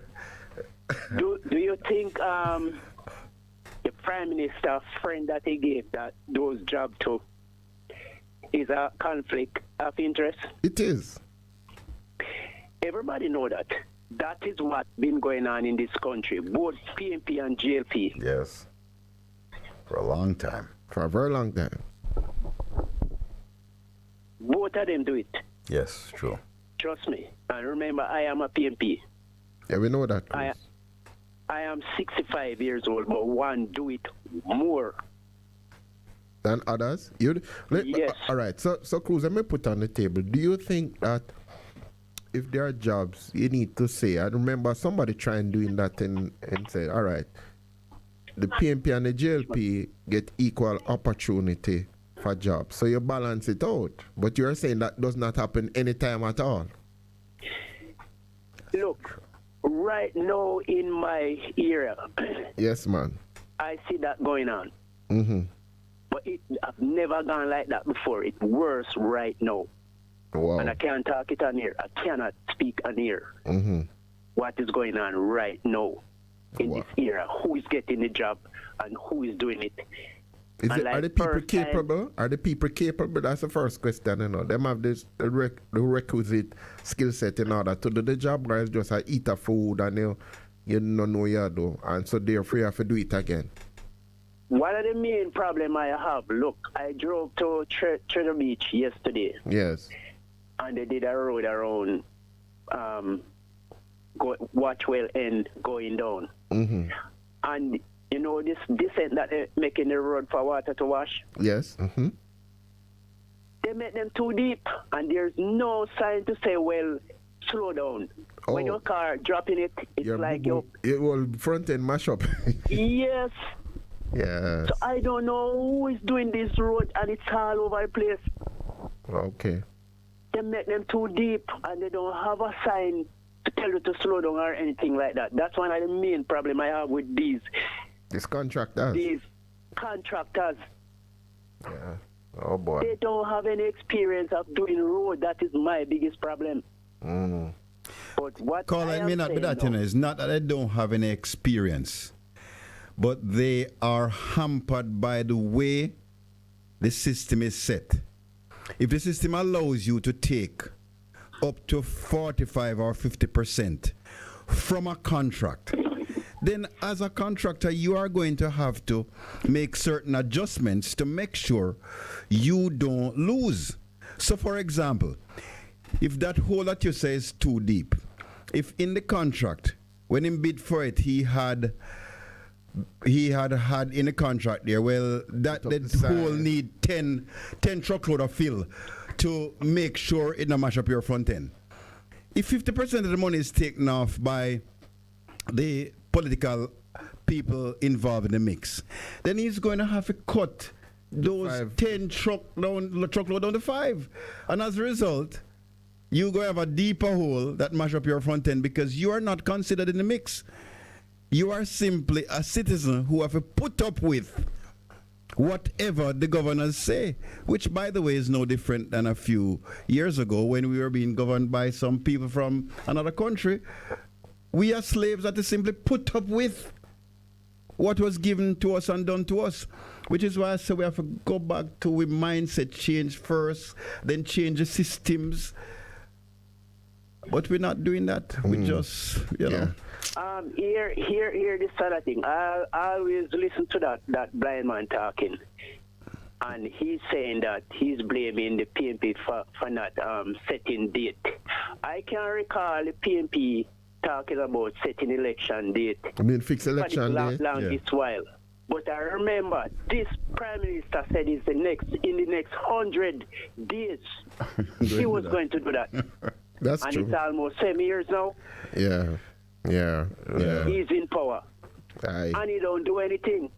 But that blind man is always finding an excuse for this party. And then him act like he's not political. He is political. All right, Cruz. And he's hiding it. I don't hide. You tell people what you are. All right. Yes. That blind man must stop hide. Okay. Who that? The guy who called before. He must stop hide and come clean, man. I don't hide. All right. I'm not hiding. I'm a big man. All right. The thing, Cruz. All right. All right, comrade. Go ahead, caller. Good morning. Good morning. Good morning, Wayne. How are you? I'm good, you know.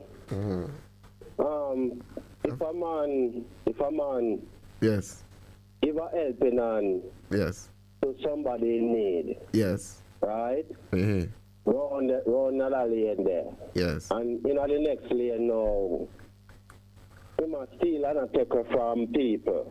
Would you call him a good person? You understand what I ask you? If stealing from one person to help the other person. No, not to help the other. Well, money we said to help the other person. You steal from people because you're a thief. Right. Right? But at the same time, you still see you get other people. You have to help it on. Would you call that person a good person? On the face of it, no. And you can't good and bad at the same time. Right. All right. I've never voted for the day me born. Yes. Now close to 50 I know. He never voted from the day he was born. And I've never voted yet. Right? Me born and grown at downtown Kingston. Pink Lane, Rose Lane, right? Yeah, me growing downtown Kingston. The way me see things that happen from me and youth, and when me see violence and negative, me just stay away from it. Right? Me never vote yet. So if you go and check the voters if over the years, in my name, I say there is somebody voting for me. And I me vote. I may never go on polling station yet. Never. A man vote for you. And that happens by the way. Yeah, because if I go on, dead people I vote for. You know that? You know that, yeah. All right. Now, I say, enough time people fire gunshot at me. Let me tell you, as you are going to Kingston, war go on beside between people and people, you come out, because you have to go to shop, you have to go make a move, you know, kind of food, then you tenement yard, you know, grow, you know. So sometimes you go out with the innocent youth go about them business, get shot dead. We ourselves shot fire off away. Right now, we can't show you pebbles in me. Okay. We can't tell you things as youth are born and grow in a ghetto. So, we not pick up none of them. And when we sit down and look on the history of Jamaica, me no rate none of them. Right? Yet still, you know, people used to do bad can't stop. Do bad and start do good. So you're giving them willing to give them a chance if them repent and change them way. So no people will do good, can't stop do good and start do bad. True. But where you said, there are people who know good. And we want it better in Jamaica. Okay. Right? And if you have two monster, Goliath, you need a David. In the place, I do them thing. Yes. And I mash up the place. But none of the two political parties really build Jamaica. They might build them rich friends and them people, them and whosoever. Oh, but Wayne, we just to be balanced, some of the institutions that we have really, the NHD, something will benefit us, the National Health Fund, there are some things that has benefited us as Jamaican, that other people come from outside to say, oh, let us see if we can take this. Even the PART program that we have, which should have a greater impact and reach. People have come from other countries and look at it. So some good things have happened, but when you put the good and the bad, the bad is greater than the good. That's what I hear you say. But we must never say nothing good has been done in the 60 years that we've been here as a country. True. Wait about if you run a country. Yes. And you claim to set up an institution to help the country. Yes. But really and truly, it's just a tiny few to help. We can't really rate that. That would give that a pass, a fail. All right. A pass or a fail?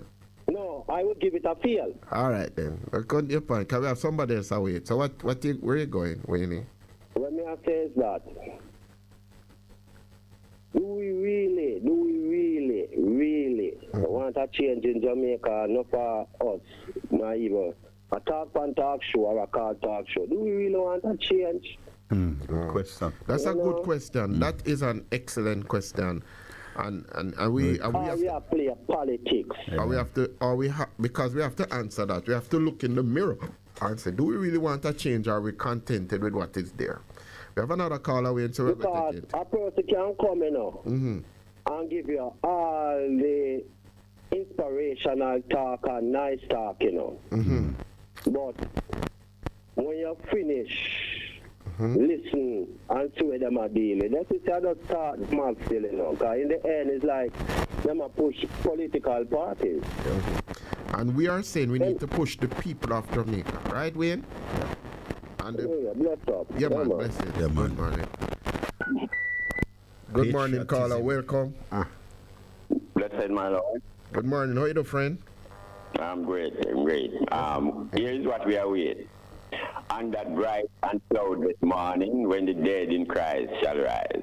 Yes, sir. Is what we do. So what we do until then? What we do until then? Well, we just go and pray. But this in the middle. Let me show you something. That's anecdotal, but it's true. Goes in Pennsylvania, I read it, right? But it's some of Jamaica. Yeah, go ahead. The King's House put out that they needed, a professional plumber. Yes. To come refurbish the plumbing work in a King's House. Yes, sir. So the plumber from Montego put in bid and said he would do it for $1 million. Yes. All right. The one from Manchester said he would do it for $2 million. Yes, sir. The one from town said he would do it for $25 million. Yes, man. So the brethren said to him, "But you're mad, you know, see them two man. One bid, $1 billion. All right, here what you do. I take my bid, and then I had the man from up here who do it for $1 billion, and we have $24 million to share between me and you." You not must come with something like that, I Jamaica that for true. I Jamaica that for me. God help us. And it is said that when two elephants fight, it is the grass that suffers. Aye. Means poor people, when the proxy war going on between democracy and Putin, understand? Because the same thing when they have been Putin for concerning what country name Ukraine. Yeah. And the same thing them did to us in Africa. When them still in Africa, it is still there, right? The Bears and the Oppenheimers and the Rockefeller family still own the gold mine and the diamond mine in South Africa. Still.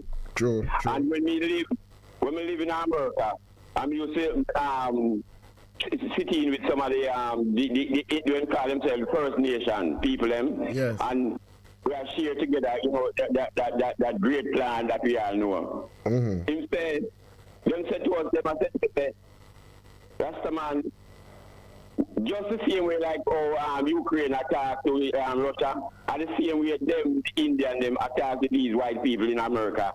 But them now listen, because it's not name America at first, it named Turtle Island. Okay. You understand? And them come name it America. Just the same way the people when we go to Canada, the same way the Indian them in Canada. Them war about them land also. Yeah. So when Rastafari meditate, I say Africa and we are return to Africa. And not just us returning to Africa. Is what the Bible says, Isaiah 43, for the world to come to world peace. Everyone have returned under his own vine and fig.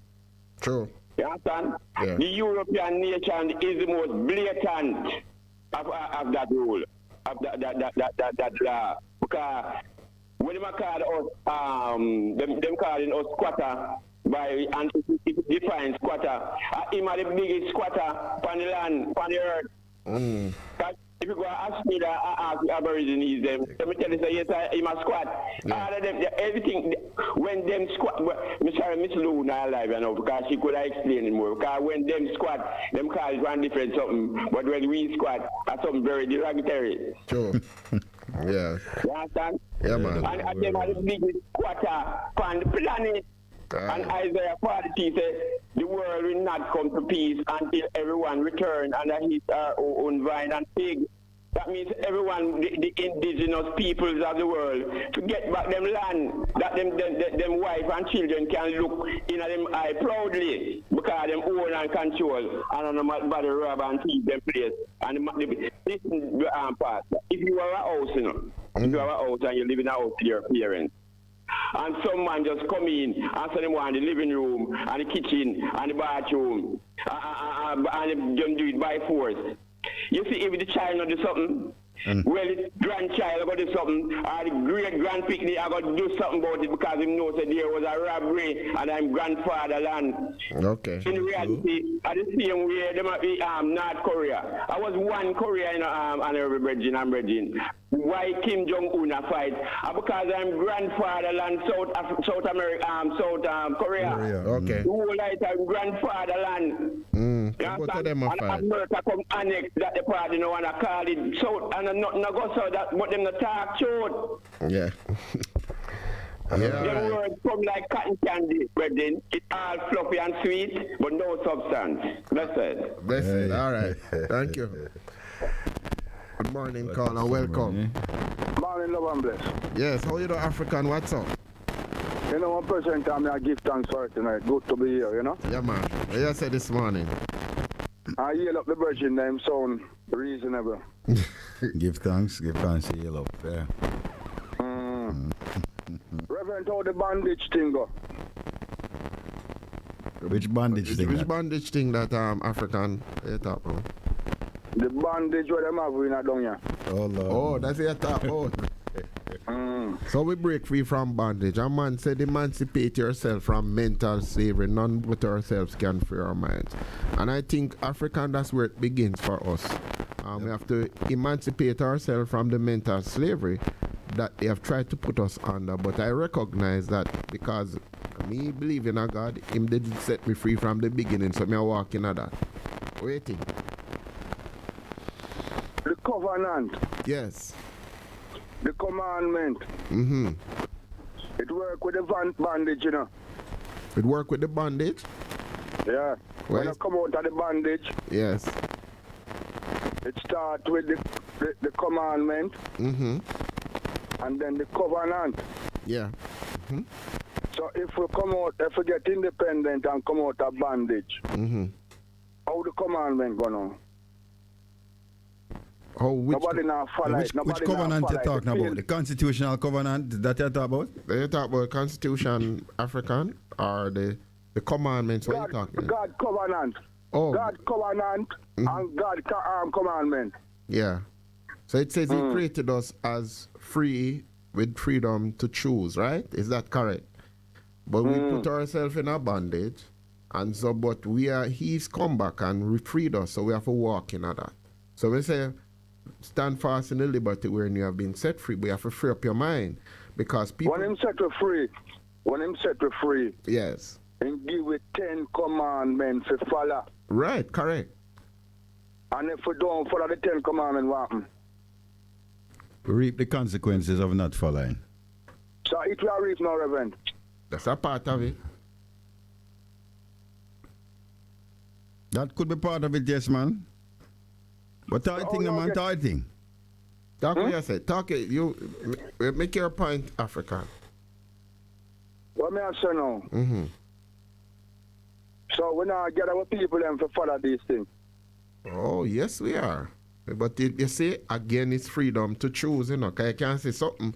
One of the things we've been saying, we need to take a hard look at ourselves as people in this country and ask ourselves if the way that we are being and living now is good for we. And because not that God intend for we. the way we are live, because in the commandments, there's two things. The first 4 speaks to fearing God and loving God. The next 6 speak to how we relate to each other, which is loving our neighbors ourselves. And that is something that you can do, I can do individually. Because even though the system set up in a way to kind of force it to be a way, you have the freedom to make the choice. And you see Wayne said yesterday, him stopped, him decide, say, him no more illegal light. No illegal light. Can him say that wrong? And he make that personal choice. Reverend. Yes, African. If people hungry, them have a thief, you know. You know how much people know hungry and they're not thief, African? Yeah, but the law for hungry. Yes. If you can't get no food to eat, you thief it. Because you're not going to swim and dead for hungry. And all right. So that's... Reverend, I saw them set up a thing, you know, that's why I talk about the commandment, you know, my brother. I don't want to go too far from that this man, you know. Okay.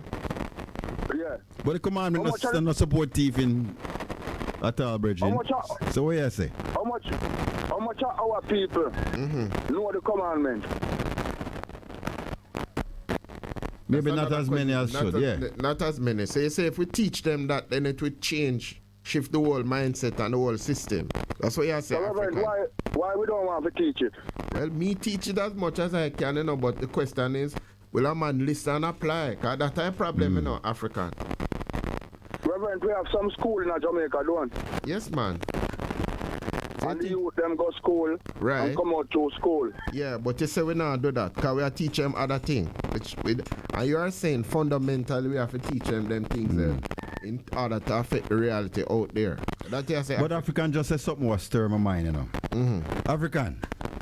Yeah. Because I realize, say, you see this commandment thing, and that what Pastor Percival said about how God give a choice or the ability to choose.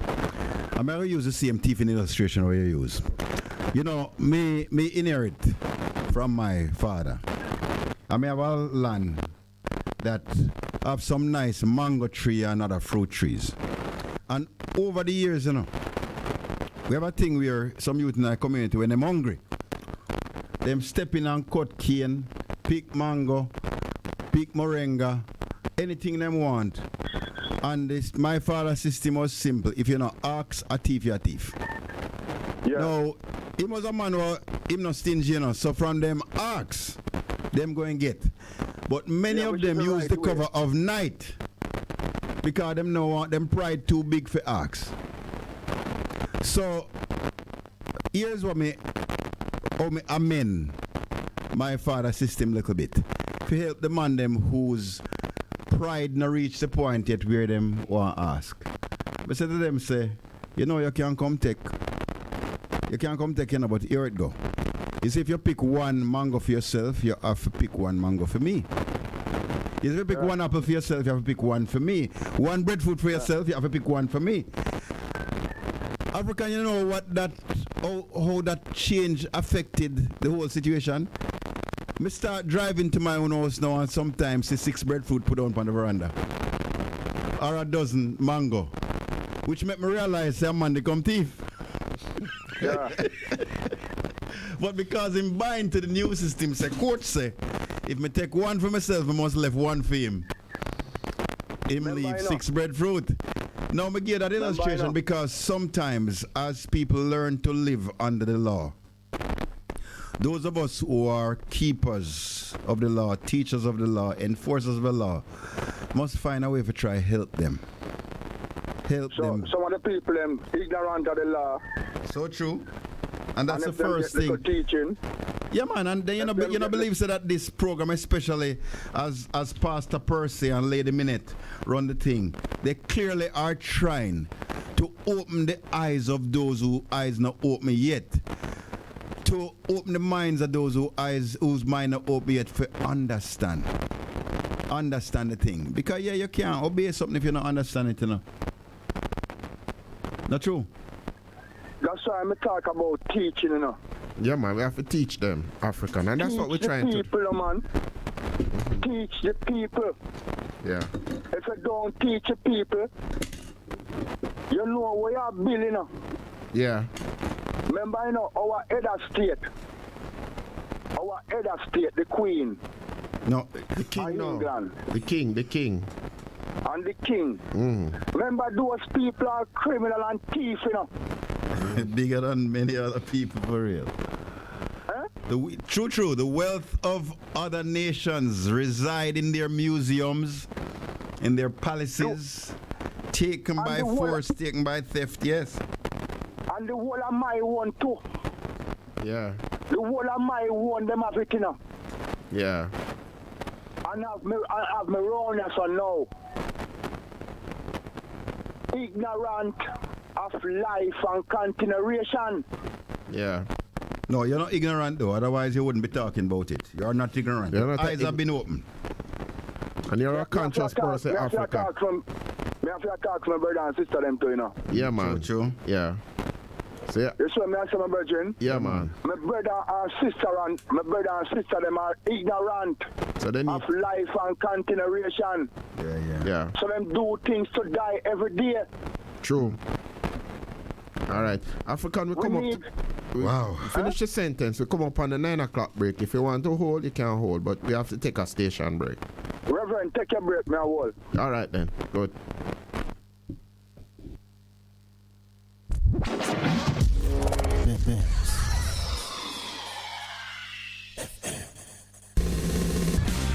You're simply the best. Better than all the rest. Better than anyone. Anyone I've ever met. You're simply the best. Bess FM-100 on your dial. Keep listening. Half a tree, one and drive, half a tree. Bossy, how you do I take taxi star? Jano, I want to tell you, say, 2 months now, my transmission mash up, you know, and I check everybody and can't hear nothing positive. Yeah, hear me? You waste all that time I shop around and never call the experts. Winters Auto have them. Them have over 35 years of experience and them diagnose the problem and get back your transmission brand new. For them service excellent and efficient. Trust me, man. Yeah, hear me? Call them at 929-7040 or go to them at 106 Maxfield Avenue, Kingston 13 and talk directly to the boss. Just tell them I'm me, senior. Wow, you big star. Yeah, man, respect my boss. Yeah, try calling her, cause trust me. Waiters Auto Spares and Repairs, good afternoon. What a relief. Bess100 FM is the authentic voice of Jamaica, promoting your prosperity with better vibes and better music. Let us promote your goods and services for you. Advertise with us. For more information, call our office at 876-276-5072 or 876-883-5328. That is 876-276-5072 or 876-883-5328. Vejan Printers for all your printing needs. We specialize in calendars, flyers, brochures, and more. Call us today at 968-7506. That's 968-7506. Or visit us at 4 East Bloomsbury Road, off Haggard Park Road. Vejan Printers, your best choice in printing.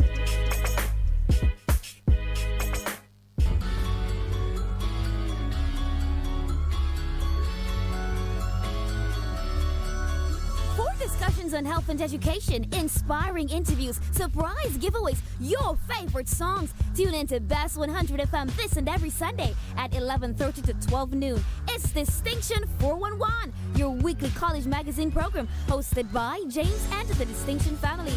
Catch you on Sunday.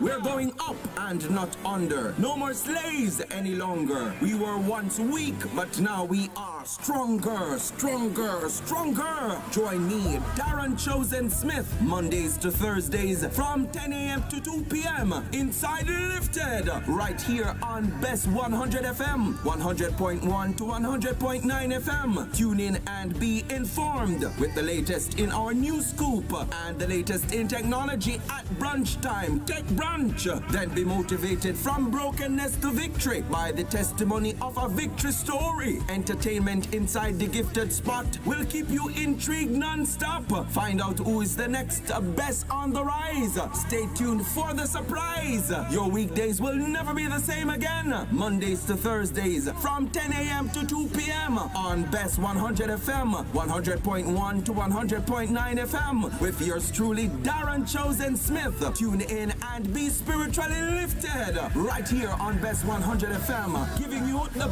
better vibes.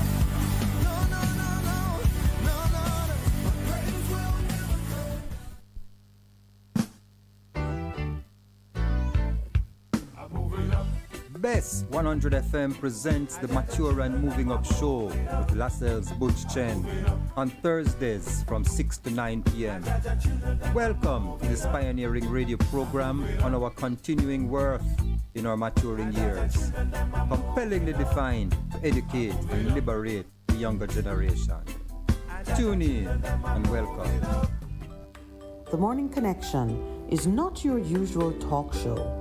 We aim to stimulate discussion and chart new paths to self-empowerment. So please join us, Minett and Percy, on The Morning Connection, Mondays to Thursdays, 6 a.m. to 10 a.m. on Bess100 FM. It's good, it's better, but nothing beats.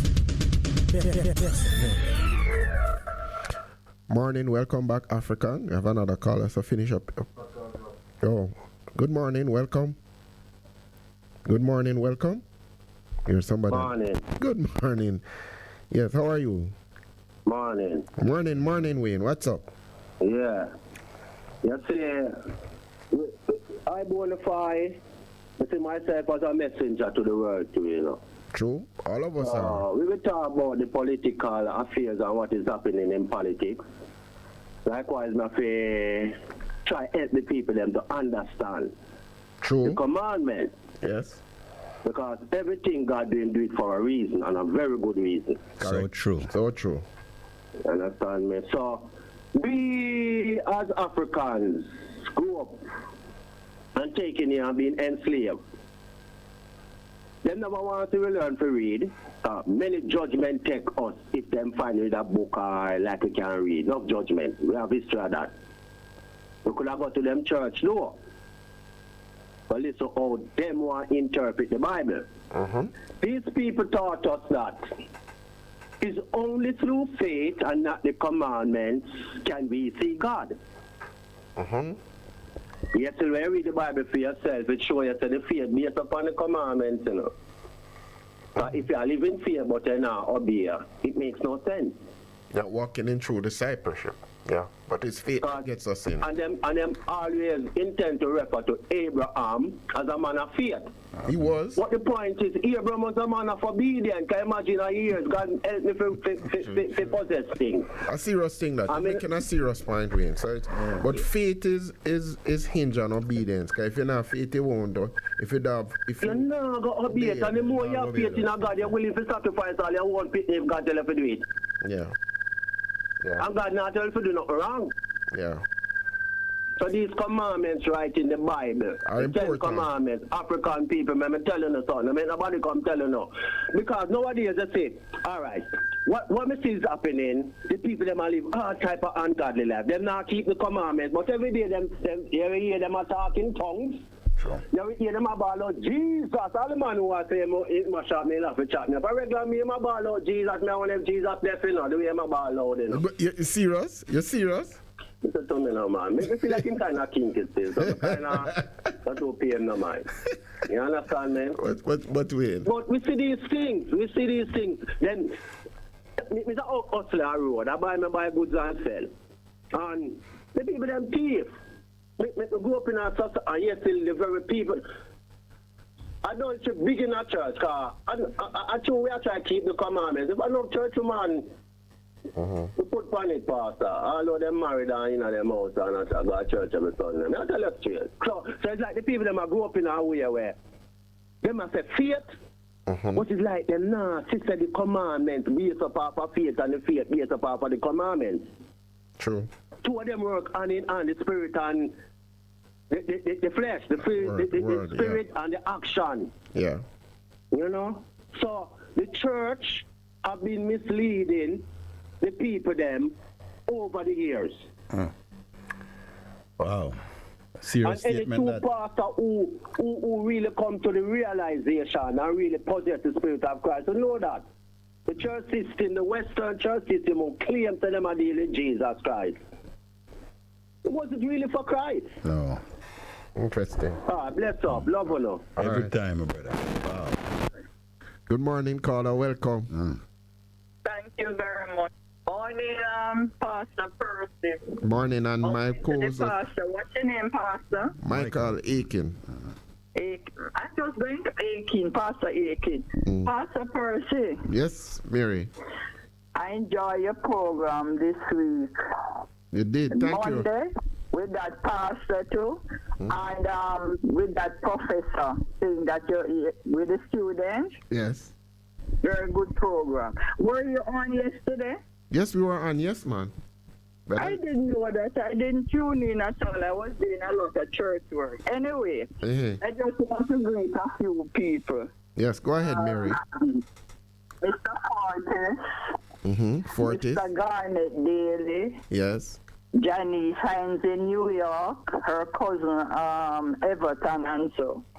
But I heard you saying something this morning, and the pastor was saying something too about the overrun with the Cornwall Regional Hospital. Yes, ma'am. People have said that, I just said it this morning, you know. But, and when some people come on to program and they're afraid to call names, Mr. Tufton, Dr. Tufton, he doesn't listen to anybody, you know. He's very arrogant, and the least little thing you say, he gets upset. Right? A lot of cronyism going on. So, just like in every sector of this society is corrupt. I've been telling you people that for a long time now. So what you find, and I've used a lot of analogies, right? It's in the building industry, the architects, the contractors, they are very corrupt, the roads, everything, right? So suppose $1 million is allocated for work, a job. Maybe only 50% is spent on the work, you know, and it goes with the other people's pockets. That's and if you fix the roads good for it to last 20 years, then they won't get no money. They fix it to last 6 months or a year, so they keep getting money. That's a part of the challenge we have. So that is how the corruption, as it says. Yes, you know, I don't want, you know. Yeah, like for example, let me use this now, and I have said it already there too, right? The other day I came on the program and I was talking about the farmers. Yes. Right? They were supposed to get like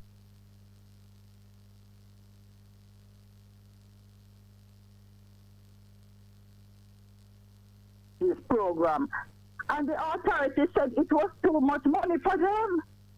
And then you use this thing this morning that years ago, investors came to Jamaica, right? And it was to do with the trade union, right? And like they were supposed to get say $5 an hour, for example. And the negotiator there, the chief one said, only give them $3. And it was you share. Wow. It was you share, so why you don't call names? It was you, Shira, right? The same back to the farmers, right? Mr. Michael, morning, Mr. Michael, the farmer, right? Mr. Michael said they want like 50 tractors, right? We need to export. From I was born until today, I've been hearing we are importing more than we are exporting, and it's common sense. No, because farming is supposed to be degrading, right? They said they want 50 tractors. This Minister of Agriculture, that his father was in for 40 years, I know the father and son is in, right? Only allocate 2 tractors. We think small. When a man asks for 50 tractors, they give him 100. Yeah, because the long term thing is food. We're behaving like a 10th. We're not third world. We've been operating like we're a 10th world country. Yeah, so it's like somebody come to you and then say to you, "Boy, give me a $500. Now I'm hungry." You know, give the person the exact 500. Give them more. You give them $2,000 and say, "Oh, hallelujah, 500." You have an extra $1,500 to play with. You see what I mean? Yeah. We think too small. The people must get 150 million to share up. It's too much money. And I told you, I put it another way and told you people know, because anything I'm talking on the ear, I know what I'm saying. Yes. When these big investors come from abroad, right? We don't call the shots, you know.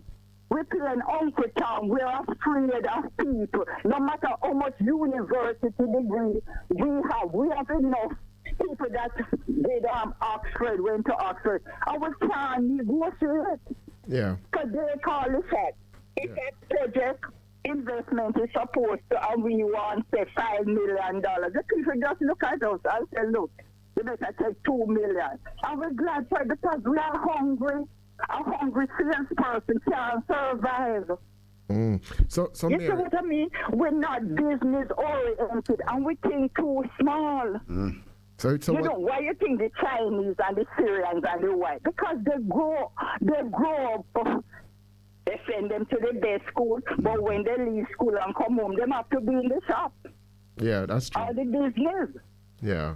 So I can talk different. I can talk because from I was 6 years of age, I was selling cloth all over Kingston, Spanish Town with my uncle until I was 18 years old.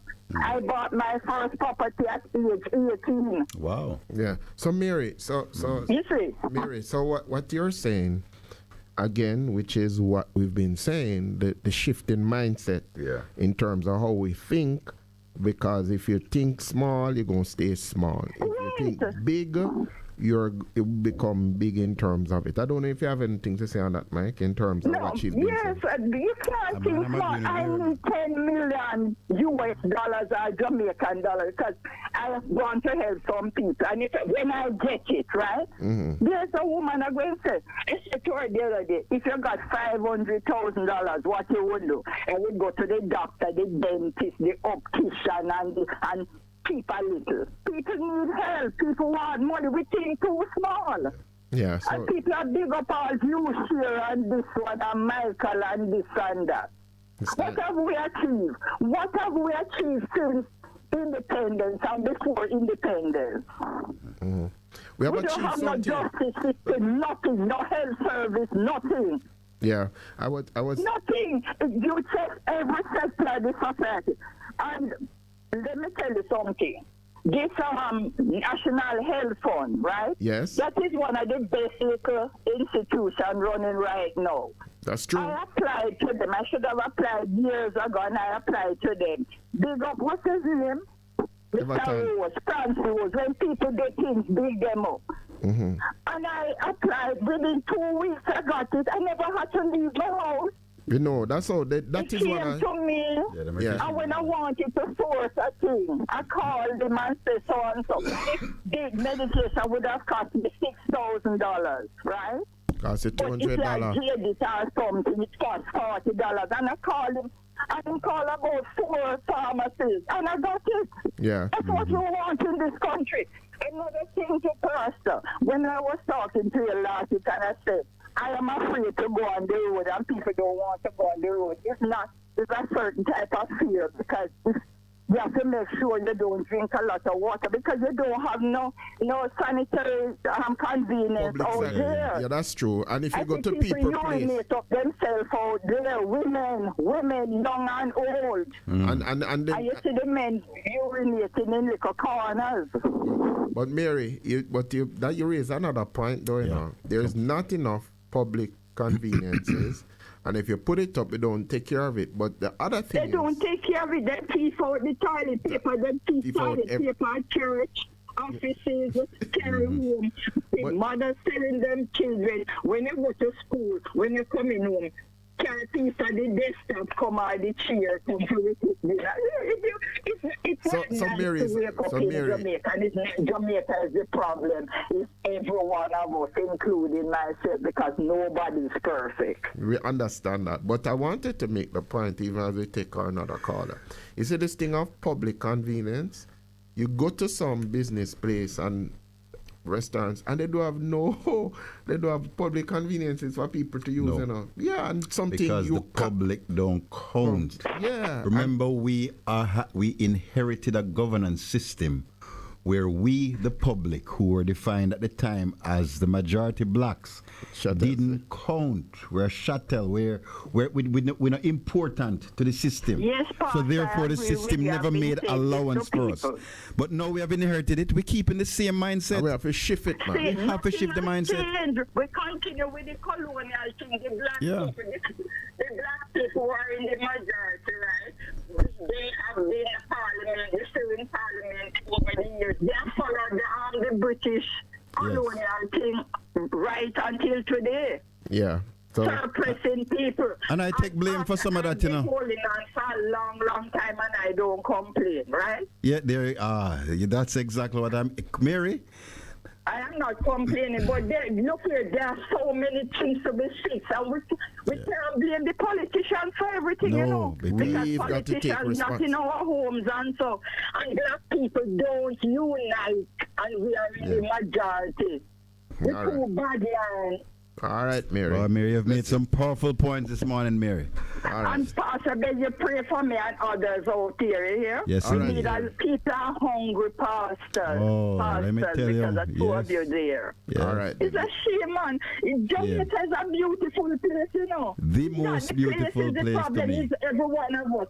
I have traveled the world and no place like Jamaica. All you want is a few decent living. Not everybody going to be rich, but Lord, politicians or other policy, it's not only the private sector too. They're not playing their part, you know. No. Yeah. They're not playing their part. I remember the other day with the FSL something, with Zachary Harding and the whole of them. These people, they get in jail because of their family affiliation, friendship business.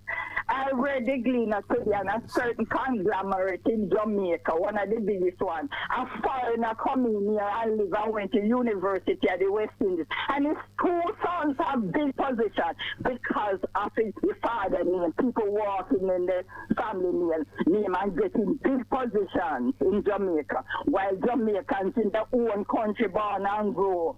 I can't enjoy the fruit of the land. Have a blessed day. Blessings. Morning, caller. Morning, Pastor. Yes. Yes, go ahead. Morning, gentlemen. Yes, go ahead. Morning, sir. Yes, sir. Pastor, oftentimes we hear to talk about the GLC, General Legal Counsel. Yes. I don't know nothing about the GLC. How it is structured? What the GLC is all about? The General Legal Counsel is a council that, as it were, supervises and regulates lawyers. And it's made up of lawyers. Okay. How someone can bring a matter to the General Legal Counsel? You find out. I would have to find out where they are based, and you just put something in writing and send it in, because you can only speak to them if you're bringing the behavior of a lawyer in question. So that's what they are. So that's where you go and make your complaint against lawyers. Does it come with a cost to the complainant, or it's for free? You know, I don't know. I really don't know. I'd have to find out if it is so. But I think you can just go in and put something in writing and say you are raising a complaint against a law in terms of a matter. I don't know if there's a cost involved with it. I think Minett would have been the best person in regards. Well, there's a website in public, and do some research on, you know. And it's simple. It's generallegalcounsel.org.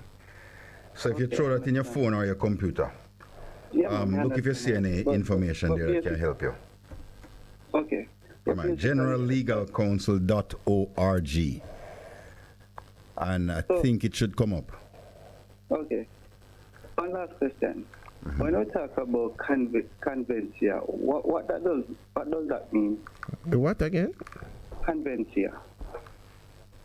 Conveyance or conveyance? Yeah. Conveyance. Yeah, convencia or conveyance. Yeah. Conveyance. It is a legal term in terms of related to land and the purchase of land, if I'm not mistaken. The General Legal Counsel is found at 78 Harbour Street, Kingston, and if you go to the web page, there are about 5 telephone numbers that you can call. May I call them and I get them in a pastor? That's why I come to you and come and know, say you have the experience to monitor certain things, and I know that you have years of service in and around reporting and even journalism. So that's why I come to you, because I know that you have the experience, so that you could have highlighted some of the little things. I mean, I understand, because I've made so many calls and I don't get through. To them, okay. All right, so I'll make a note of it. And so what do they do? So complaints, there's the procedure for instituting a complaint against a lawyer. The disciplinary committee is charged with maintaining the standards of a legal profession. It reviews the behavior of an attorney set out in the complaint. If the complaint is proof, it applies an appropriate action to deal with the behavior. It does not provide an oversight or management of any ongoing matter between the complainant and the attorney, or give legal advice. So what do you mean if it is in relation to legal fees, whether they are breached? So what you do, you make a complaint, write them. It cannot don't deal in terms of disputing what the fee should be. So there is an affidavit. There's a prescribed form that you use, form against an attorney, and must be signed by yourself. It's a written statement confirmed by oath in the form of an affidavit. So that means that you have to, there's a form that you go to the site, you fill it out, and you get it online, by the way? Yeah, you can get it online, yeah. So it must be typewritten or filled out in block capitals in terms of it. And the second question has to do with, you have some properties to transfer or something? No, that's the convencia. Like if you can do 12 months of convencia, if you're like disbarred or something like that, to reapply. Oh, okay. Yeah. I couldn't say. We'd have to ask. Okay. Minett would have told you what it is. Yeah. Speaking of that, when does Minett return, my brother? Next week. Yeah, man. But next hello? week, yes. Hello. Go ahead. We are here. I wanted to speak about the election. Yeah. Go ahead. So, you see, the postponement of the election, I did wanted to exercise my rights, just like many other people wanted to exercise their rights. It has put a damp on me, because every election, or general or local, I always went to the poll and exercised my rights. So, me not exercising my rights now, and many more people have not get a chance to exercise their rights. But I'm speaking to me in general, it made me feel away. Disenfranchised? Say it again? Do you feel disenfranchised? Yes, please. Not feeling all that comfort that I wanted to, because you have new person coming into the system, as well as you have person who has not been performing, person would have wanted to move the unperformance councillors, as well as new councillor coming to the system who wanted a chance to make Jamaica be a better place. So for me, it's just like it's unbalanced. Yeah. But I am just wondering if the local government election is as important as the general election. It is important, and my colleague here as a way of explaining why is, because he's at the local level in terms of being an activist, in terms of but that's what it is. Active locally in terms of, that's what I mean by activist. Active locally. Defining it properly. But why is the local government election, Mike, important based on what you're feeling? Well, I do believe local government elections are extremely important. Firstly, because it is the how can I put it? The first real area of contact with the people of a country.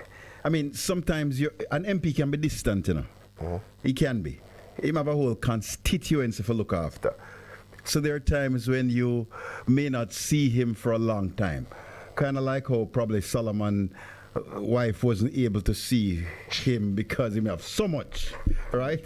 But when you are a councillor, a local government councillor, you are in contact with the people that you serve, people that the government's supposed to be looking after. So local government, as even the name states, localizes the whole governance process and structure. And hold them accountable. Yeah, man. So it is extremely important to keep that in place, I do believe, and to understand that it is as important as your general election. Your general election take care of your legislators, your law and policy makers. Hold that as you come up on the break. It's central. So you are very disappointed that you don't get a chance to exercise the vote, and I'm sure a lot of people in this country are disappointed with the postponement again of the local government election. We're taking our 9:30 break, Essential, all right? All right, and thanks very much. Yeah, man, good. Yes, please.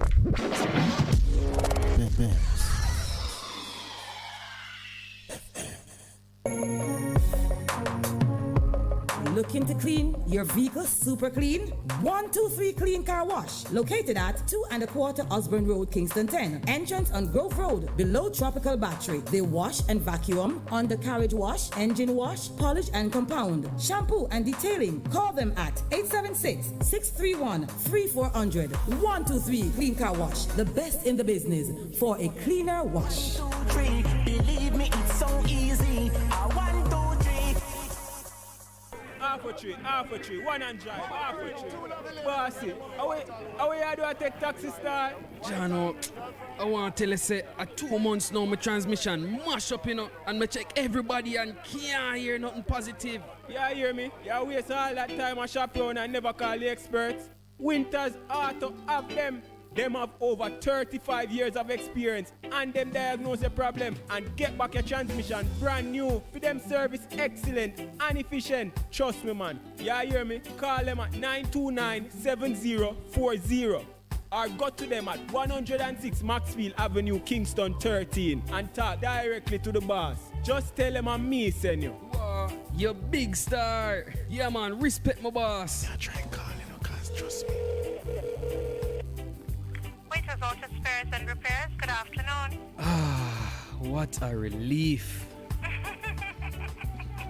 Bess100 FM is the authentic voice of Jamaica, promoting your prosperity with better vibes and better music. Let us promote your goods and services for you. Advertise with us. For more information, call our office at 876-276-5072 or 876-883-5328. That is 876-276-5072 or 876-883-5328. Veg Printers for all your printing needs. We specialize in calendars, flyers, brochures, and more. Call us today at 968-7506. That's 968-7506. Or visit us at 4 East Bloomsbury Road, off Haggard Park Road. Veg Printers, your best choice in printing. What should a taxi service do for you? On-Time Taxi Service is more than just a ride to the other side of town. They offer clean and spacious vehicles, reliable service, and promise to always look out for their customers. They'll come when you call and take you where you want to go on time.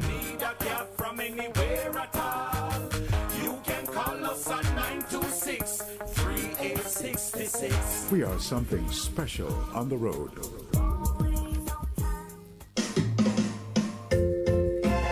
Having trouble getting parts for your Mazda? Maljam Auto Parts is your solution. Find Maljam at the new and convenient location or off Upper Walton Park Road at 9 Kingswood Avenue. Mal Jam Auto Parts, with over 25 years experience, providing all Mazda parts, new and used. Call 923-4389 and 461-1786. Mal Jam Auto Parts, serving your Mazda needs. The Morning Connection is not your usual talk show. We aim to stimulate discussion and chart new paths to self-empowerment. So please join us, Minett and Percy, on The Morning Connection, Mondays to Thursdays, 6 a.m. to 10 a.m. on Bess100 FM. It's good, it's better, but nothing beats.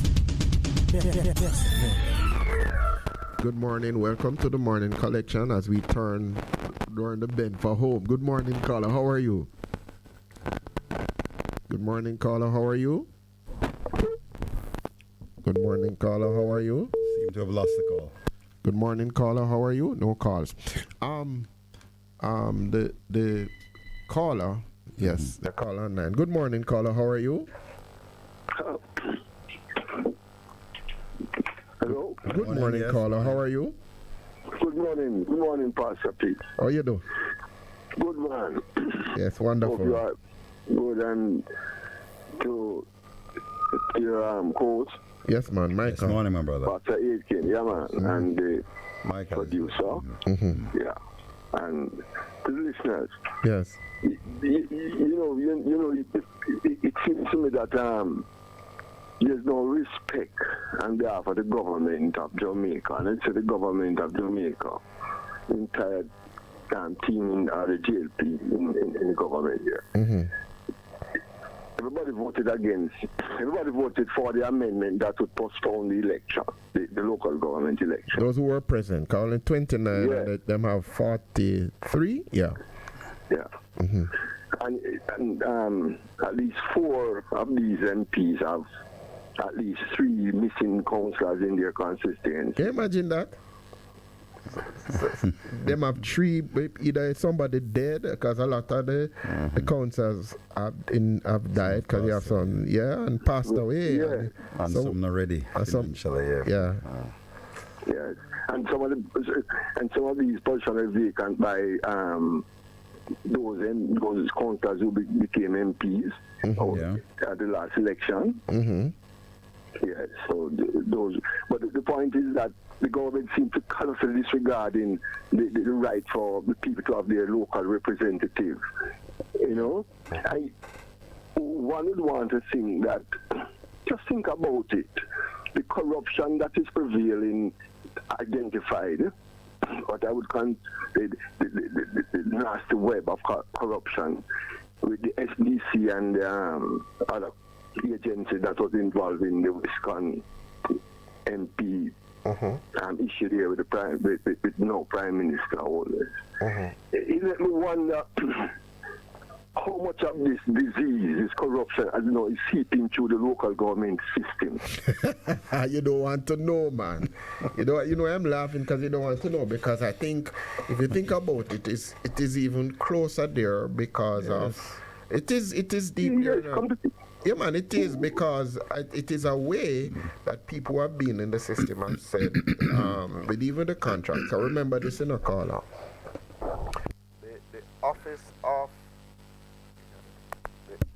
The office of a contractor general used to have a system where all contracts, local government or central, would have been put out so you could go and see. When the JLP came back in, they took that down, That was a matter of concern. And people would say to you at the local level, that is even where it is even greater. And sometimes easier. I wonder when I look at the kind of chronology, the timeline of the West issue. Look at some of the contracts that this company did. Was down in a Delphi St. James, These companies are a company, but working for the parish council down there.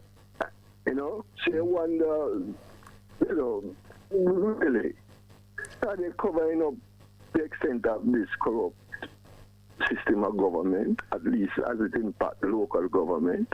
You know, because I can't find no good reason why you would have the election. There's no good reason. Public opinion dismiss all reasons submitted by the Minister of Local Government.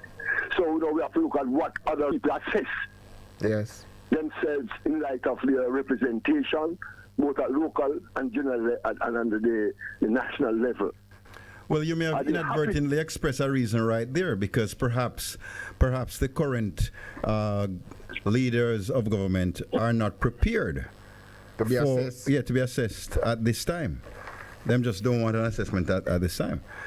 You know, certain why have the right to have trade unions, you know, in Jamaica, so that our great Honorable Marcus Garvey could have started the first one.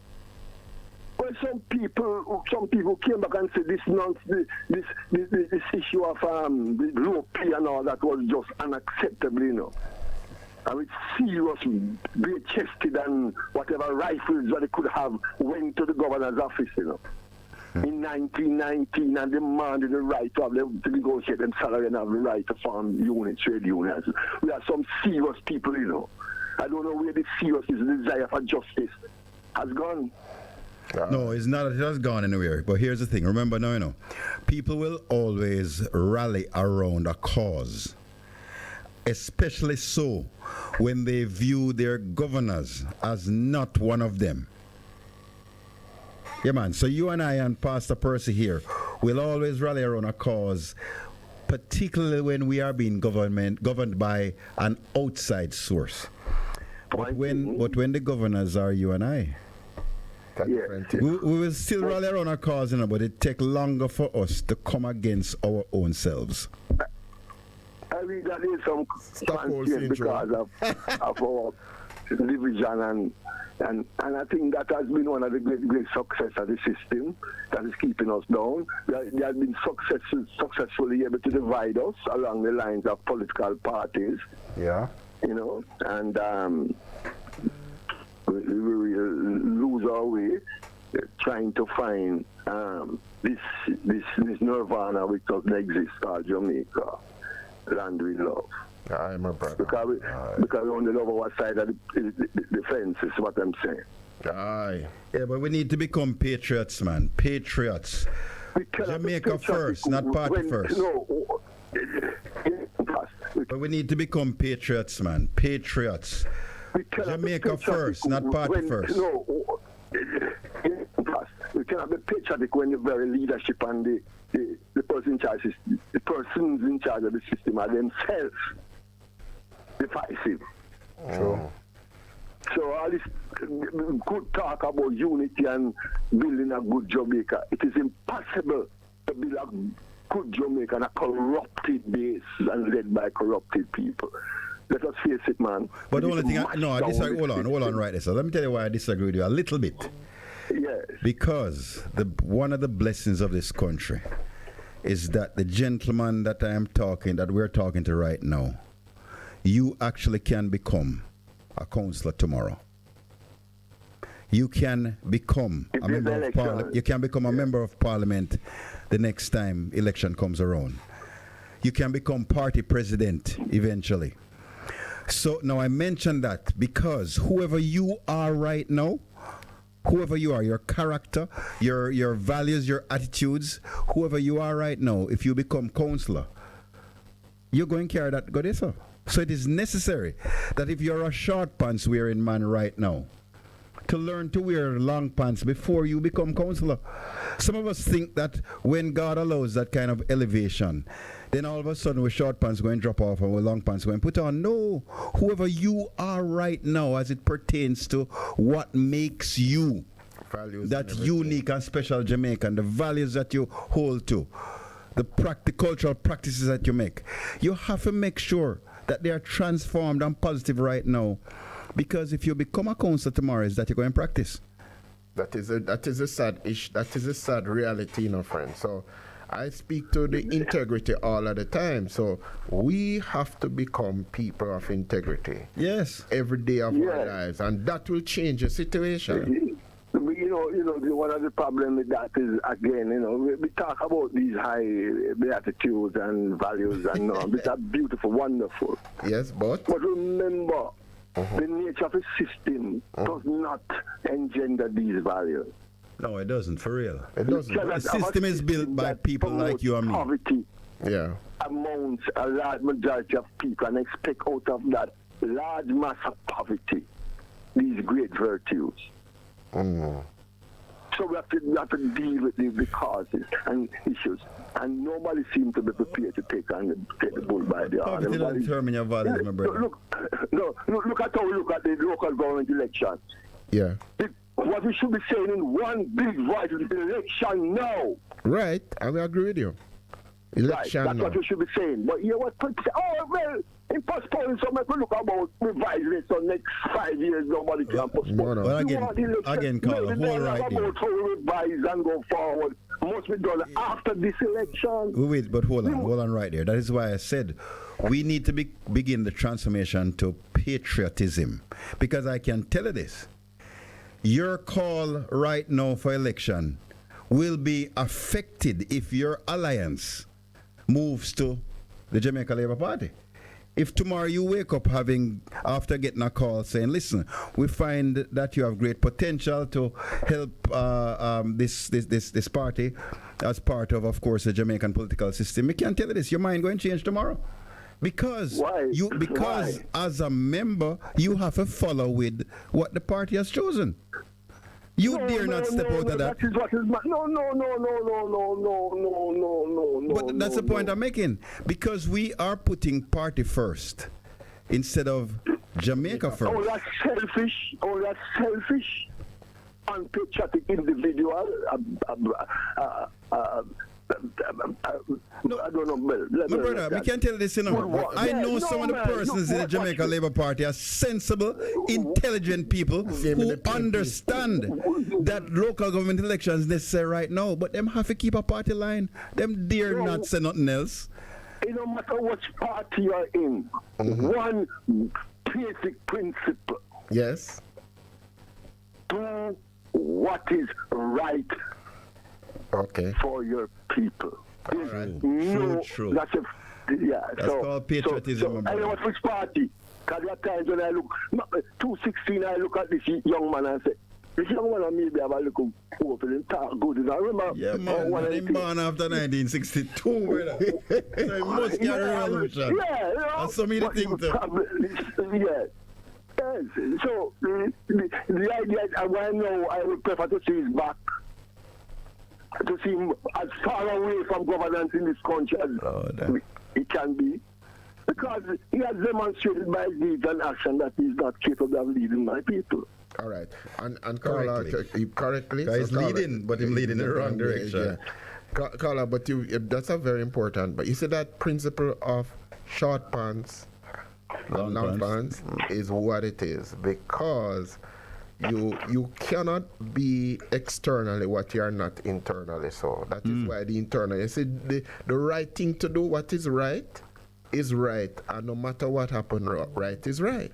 So it's a good note for us to close the program this week, because your call is elections, local government elections now, because it is the right thing to do for our country. Exactly. All right. Blessed, my brother. Thank you very much. Good. Yes. Good day. Wonderful day. Yeah. Good. Last caller, we're giving you 2 minutes because we're up on the closing for this week. Go ahead, caller.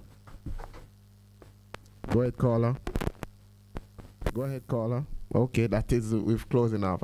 Well, Mike, it has been a very interesting morning, yeah. Yes, some powerful discussions, man. And Jamaican people are not fools. Jamaican people on the whole have an intelligence which says to us you don't have to go to college, university, or high school in terms of walking and doing what is right. Sure.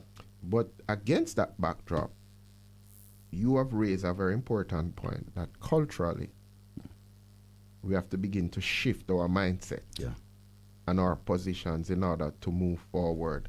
We missed what was happening online, but Big Truck said something. Mirror, that's what I've been preaching forever. We are stealing from ourselves. All Jamaicans, including politicians, acting like it's Britain own Jamaica and we're on the plantation eking out a living. Interesting point. Yes. Yeah. Somebody online says, good morning. I wonder how much of the overrun money from the corner region has gone into someone else's pocket. Thickness, probably about 50%. He might go thief too.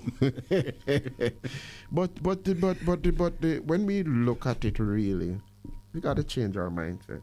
We have to look in the mirror and we have to individually take responsibility for ourselves, our actions. I often say it is a groundswell that has to begin with the people who say, like what Wayne says, me stop thief lighting and me see that, but me not do it because me know say it wrong. Change, you have to make the personal change, and that is persons live in Jamaica. It's not machines. It's people who run systems. And so it's so important. I don't know if and that's what I was just saying to the last caller too, because to use Wayne as an example, Wayne has now positioned himself to be able to resist the people in the system that would want to draw him into doing what is not right as it pertains to stealing. Because he made a personal decision of going top thief light. Him probably don't understand how powerful that is, you know? Which means that if Wayne become councillor tomorrow, more than likely he won't participate in stealing from the public purse. If he becomes MP tomorrow, more than likely he will resist his powerful friends both in the public sector and private sector who would encourage him to take from the public purse, because he made a personal decision while in short pants. I going to start wear long pants as it pertains to how I relate to the JPS. I'm not going to thief them light because that's wrong. Many of us in Jamaica need to do that. Right? Whether we are pastors or politicians or private sector persons, determined. And I want to appeal again, because we have another female or male somewhere, you know, planning right now. Because the economy, as much as the employment thing looking good and on paper we're looking wonderful, the people on the ground are suffering. And as one caller said, when a man hungry, he will make decision for thief. That's true. So may I beg somebody to listen right now. That decision you are about to make to go take somebody money, not do it, man. Because in the final analysis, you know, you're going to be accountable to the God who created you. It's true, man. I mean, think about it. You're designed with a purpose. One of the purposes is not to thief. So at some point, the God who created you go and call it to account, like the record of scripture tells us he called Adam and Eve. What you do that for, man? Time come. Yeah, man. Change, So deal with the thing. All change, right. transform. Trust God. Yeah, as we close this program, we want to hear from next week, if we can, the people from the political parties, the JLP, the PMP, what the other one name? JPP and the UI United. What is your positions? Call in. If you want to call in, we want to hear why it is you think we should hold the thing or not hold the thing. I throw it out to the leaders. We are willing to give you the forum to speak next week on this program, because it is a major concern. SSL is not going away. Integrity Commission is not going away.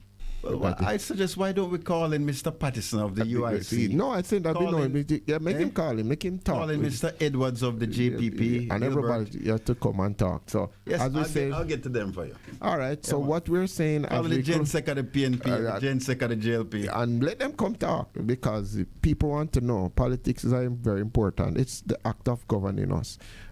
So this is our Friday. On Thursday, we say goodbye to you. Have a wonderful week. Gibson Relays happens this weekend. The Gibson McCook Relays. If you are that kind of person, go and enjoy it. But we thank you for joining us on the Morning Connection with my special guest this week, Michael Aiken. Hope you'll join me next week as we do this again. Have a good day. Walk good, don't buck your toe. God bless you all. Going out with Bushman. We can make a change. We can make a change. Come together. Whoa, yeah. If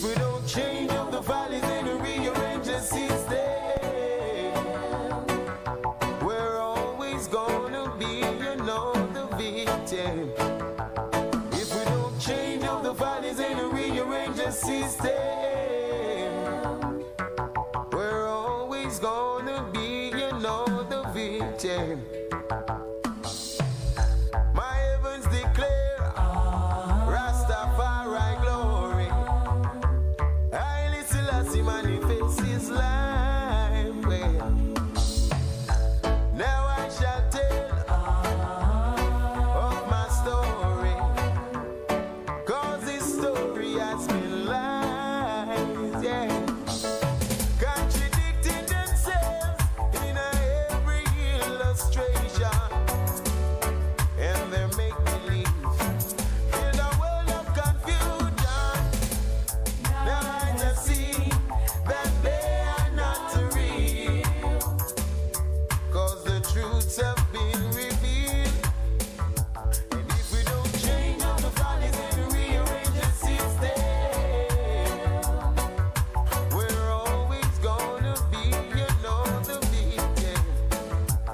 If we don't change all the follies and rearrange the system, well, we're always gonna be, you know, the victim. Got to make a change.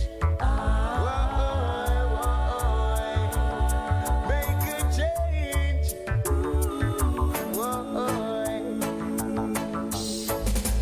Treating our people like they are garbage, and through loss of vanity,